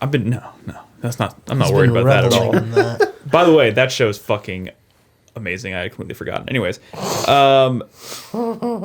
say that every fucking week, man. it is. You never forgot. You never forgot. No, I mean, like, no. Oh, what I'm saying is, I That's forgot. all you talk about. It's a fucking amazing show, and if you haven't seen it, you're fucking. Nick needs to stop. I've only seen a season and a half. Well, the second season is where that show finds its stride, and it doesn't. You know let what up. else is a good show, Nick? Fargo. The Wire. Yeah, and I've watched the first season of The Wire. Fargo's good too. Fargo is There's good, a too. lot of great shows. Me saying Buffy is a great show does not mean other shows are not great. Silicon Valley. That's a show you all should watch. I started watching Veep. That show's Oh really my good. god, you guys are killing me. Point is, my sweat is finding time for older stuff I love it. because I'm really enjoying playing Turok 2 again. I got the PS4 remastered edition of Final Fantasy X, and I transferred my save data from the PS3 version to the PS4 version, so I'm excited to play that after we talked about it on episode 500. I also got the BioShock collection, like with BioShock 1, 2, and Infinite. Yeah. And I wouldn't mind playing BioShock 1 and 2 again because it's been a long time since I played those. I'm just kind of on a kick of wanting to replay some old stuff. Now, I know that feeling. So I'm going to try and find time for that this year. My fuck you of the week goes to that really creepy tall lady in Outlast 2 I who's saw been those stalking the highlights. shit out of me. Yeah. She does that. Creepy tall lady. There's a creepy tall lady. She a and Blair Witch? I don't know what she is, but she's tall More like and a she Blair fucking walks Witch. around in the dark and snap. she stalks you and it's fucking creepy as hell. You'll be seeing a lot of her in highlights coming out for Outlast 2, I can assure you. And my thank you of the week goes to this trend of, it feels like, obviously we're shifting towards this like digital future, which is fine. I've always been kind of against it. digital but like age. this trend of like companies who are like releasing limited physical editions of certain games, so you can still get your hand there's physical copies out there floating around of like Firewatch. I got my hands on Hyperlight Drifter physical edition, which is awesome, by the way. Shut the fuck Like up. that I don't want to hear about it. that Nick. physical edition is fucking cool. Like, and Little Nightmares is coming out, I think, I will in kill you. fairly limited release physical edition. Like, just there's all kinds of like ways to get your hands on physical copies of games that are otherwise available only digitally, and I think that's great. It's kind of keeping my fire alive, for like games that I'd like to own physically. So Just buy it digitally and then get an amiibo or some shit. that's not the same. It's not the Yeah. fucking same, Brad. Got that Bayonetta amiibo coming. Anyways, that's it. That's it for me. By the way, Buffy's a great fucking show. Did I say that? Yeah. That's Sarah Michelle Gellar. Goodbye. Thank you for listening, guys. Join us Saturday for D&D, obviously, and we'll be back next Thursday night for another episode of the podcast. We'll be talking about more new stuff, Little Nightmares. We will probably have some we'll have Hands On with Prey by then. Won't we? Nope. Friday. No, comes out Friday. Friday, yeah. Comes out Friday. Ugh. Point is, we'll have more video games to talk about next Thursday. So anyways, in the meantime, you can find us every night at 4pp.tv or on Twitch, twitch.tv/4playerpodcast, and you can find our website at 4playernetwork.com. Thank you for listening. We will see y'all later. Bye, guys.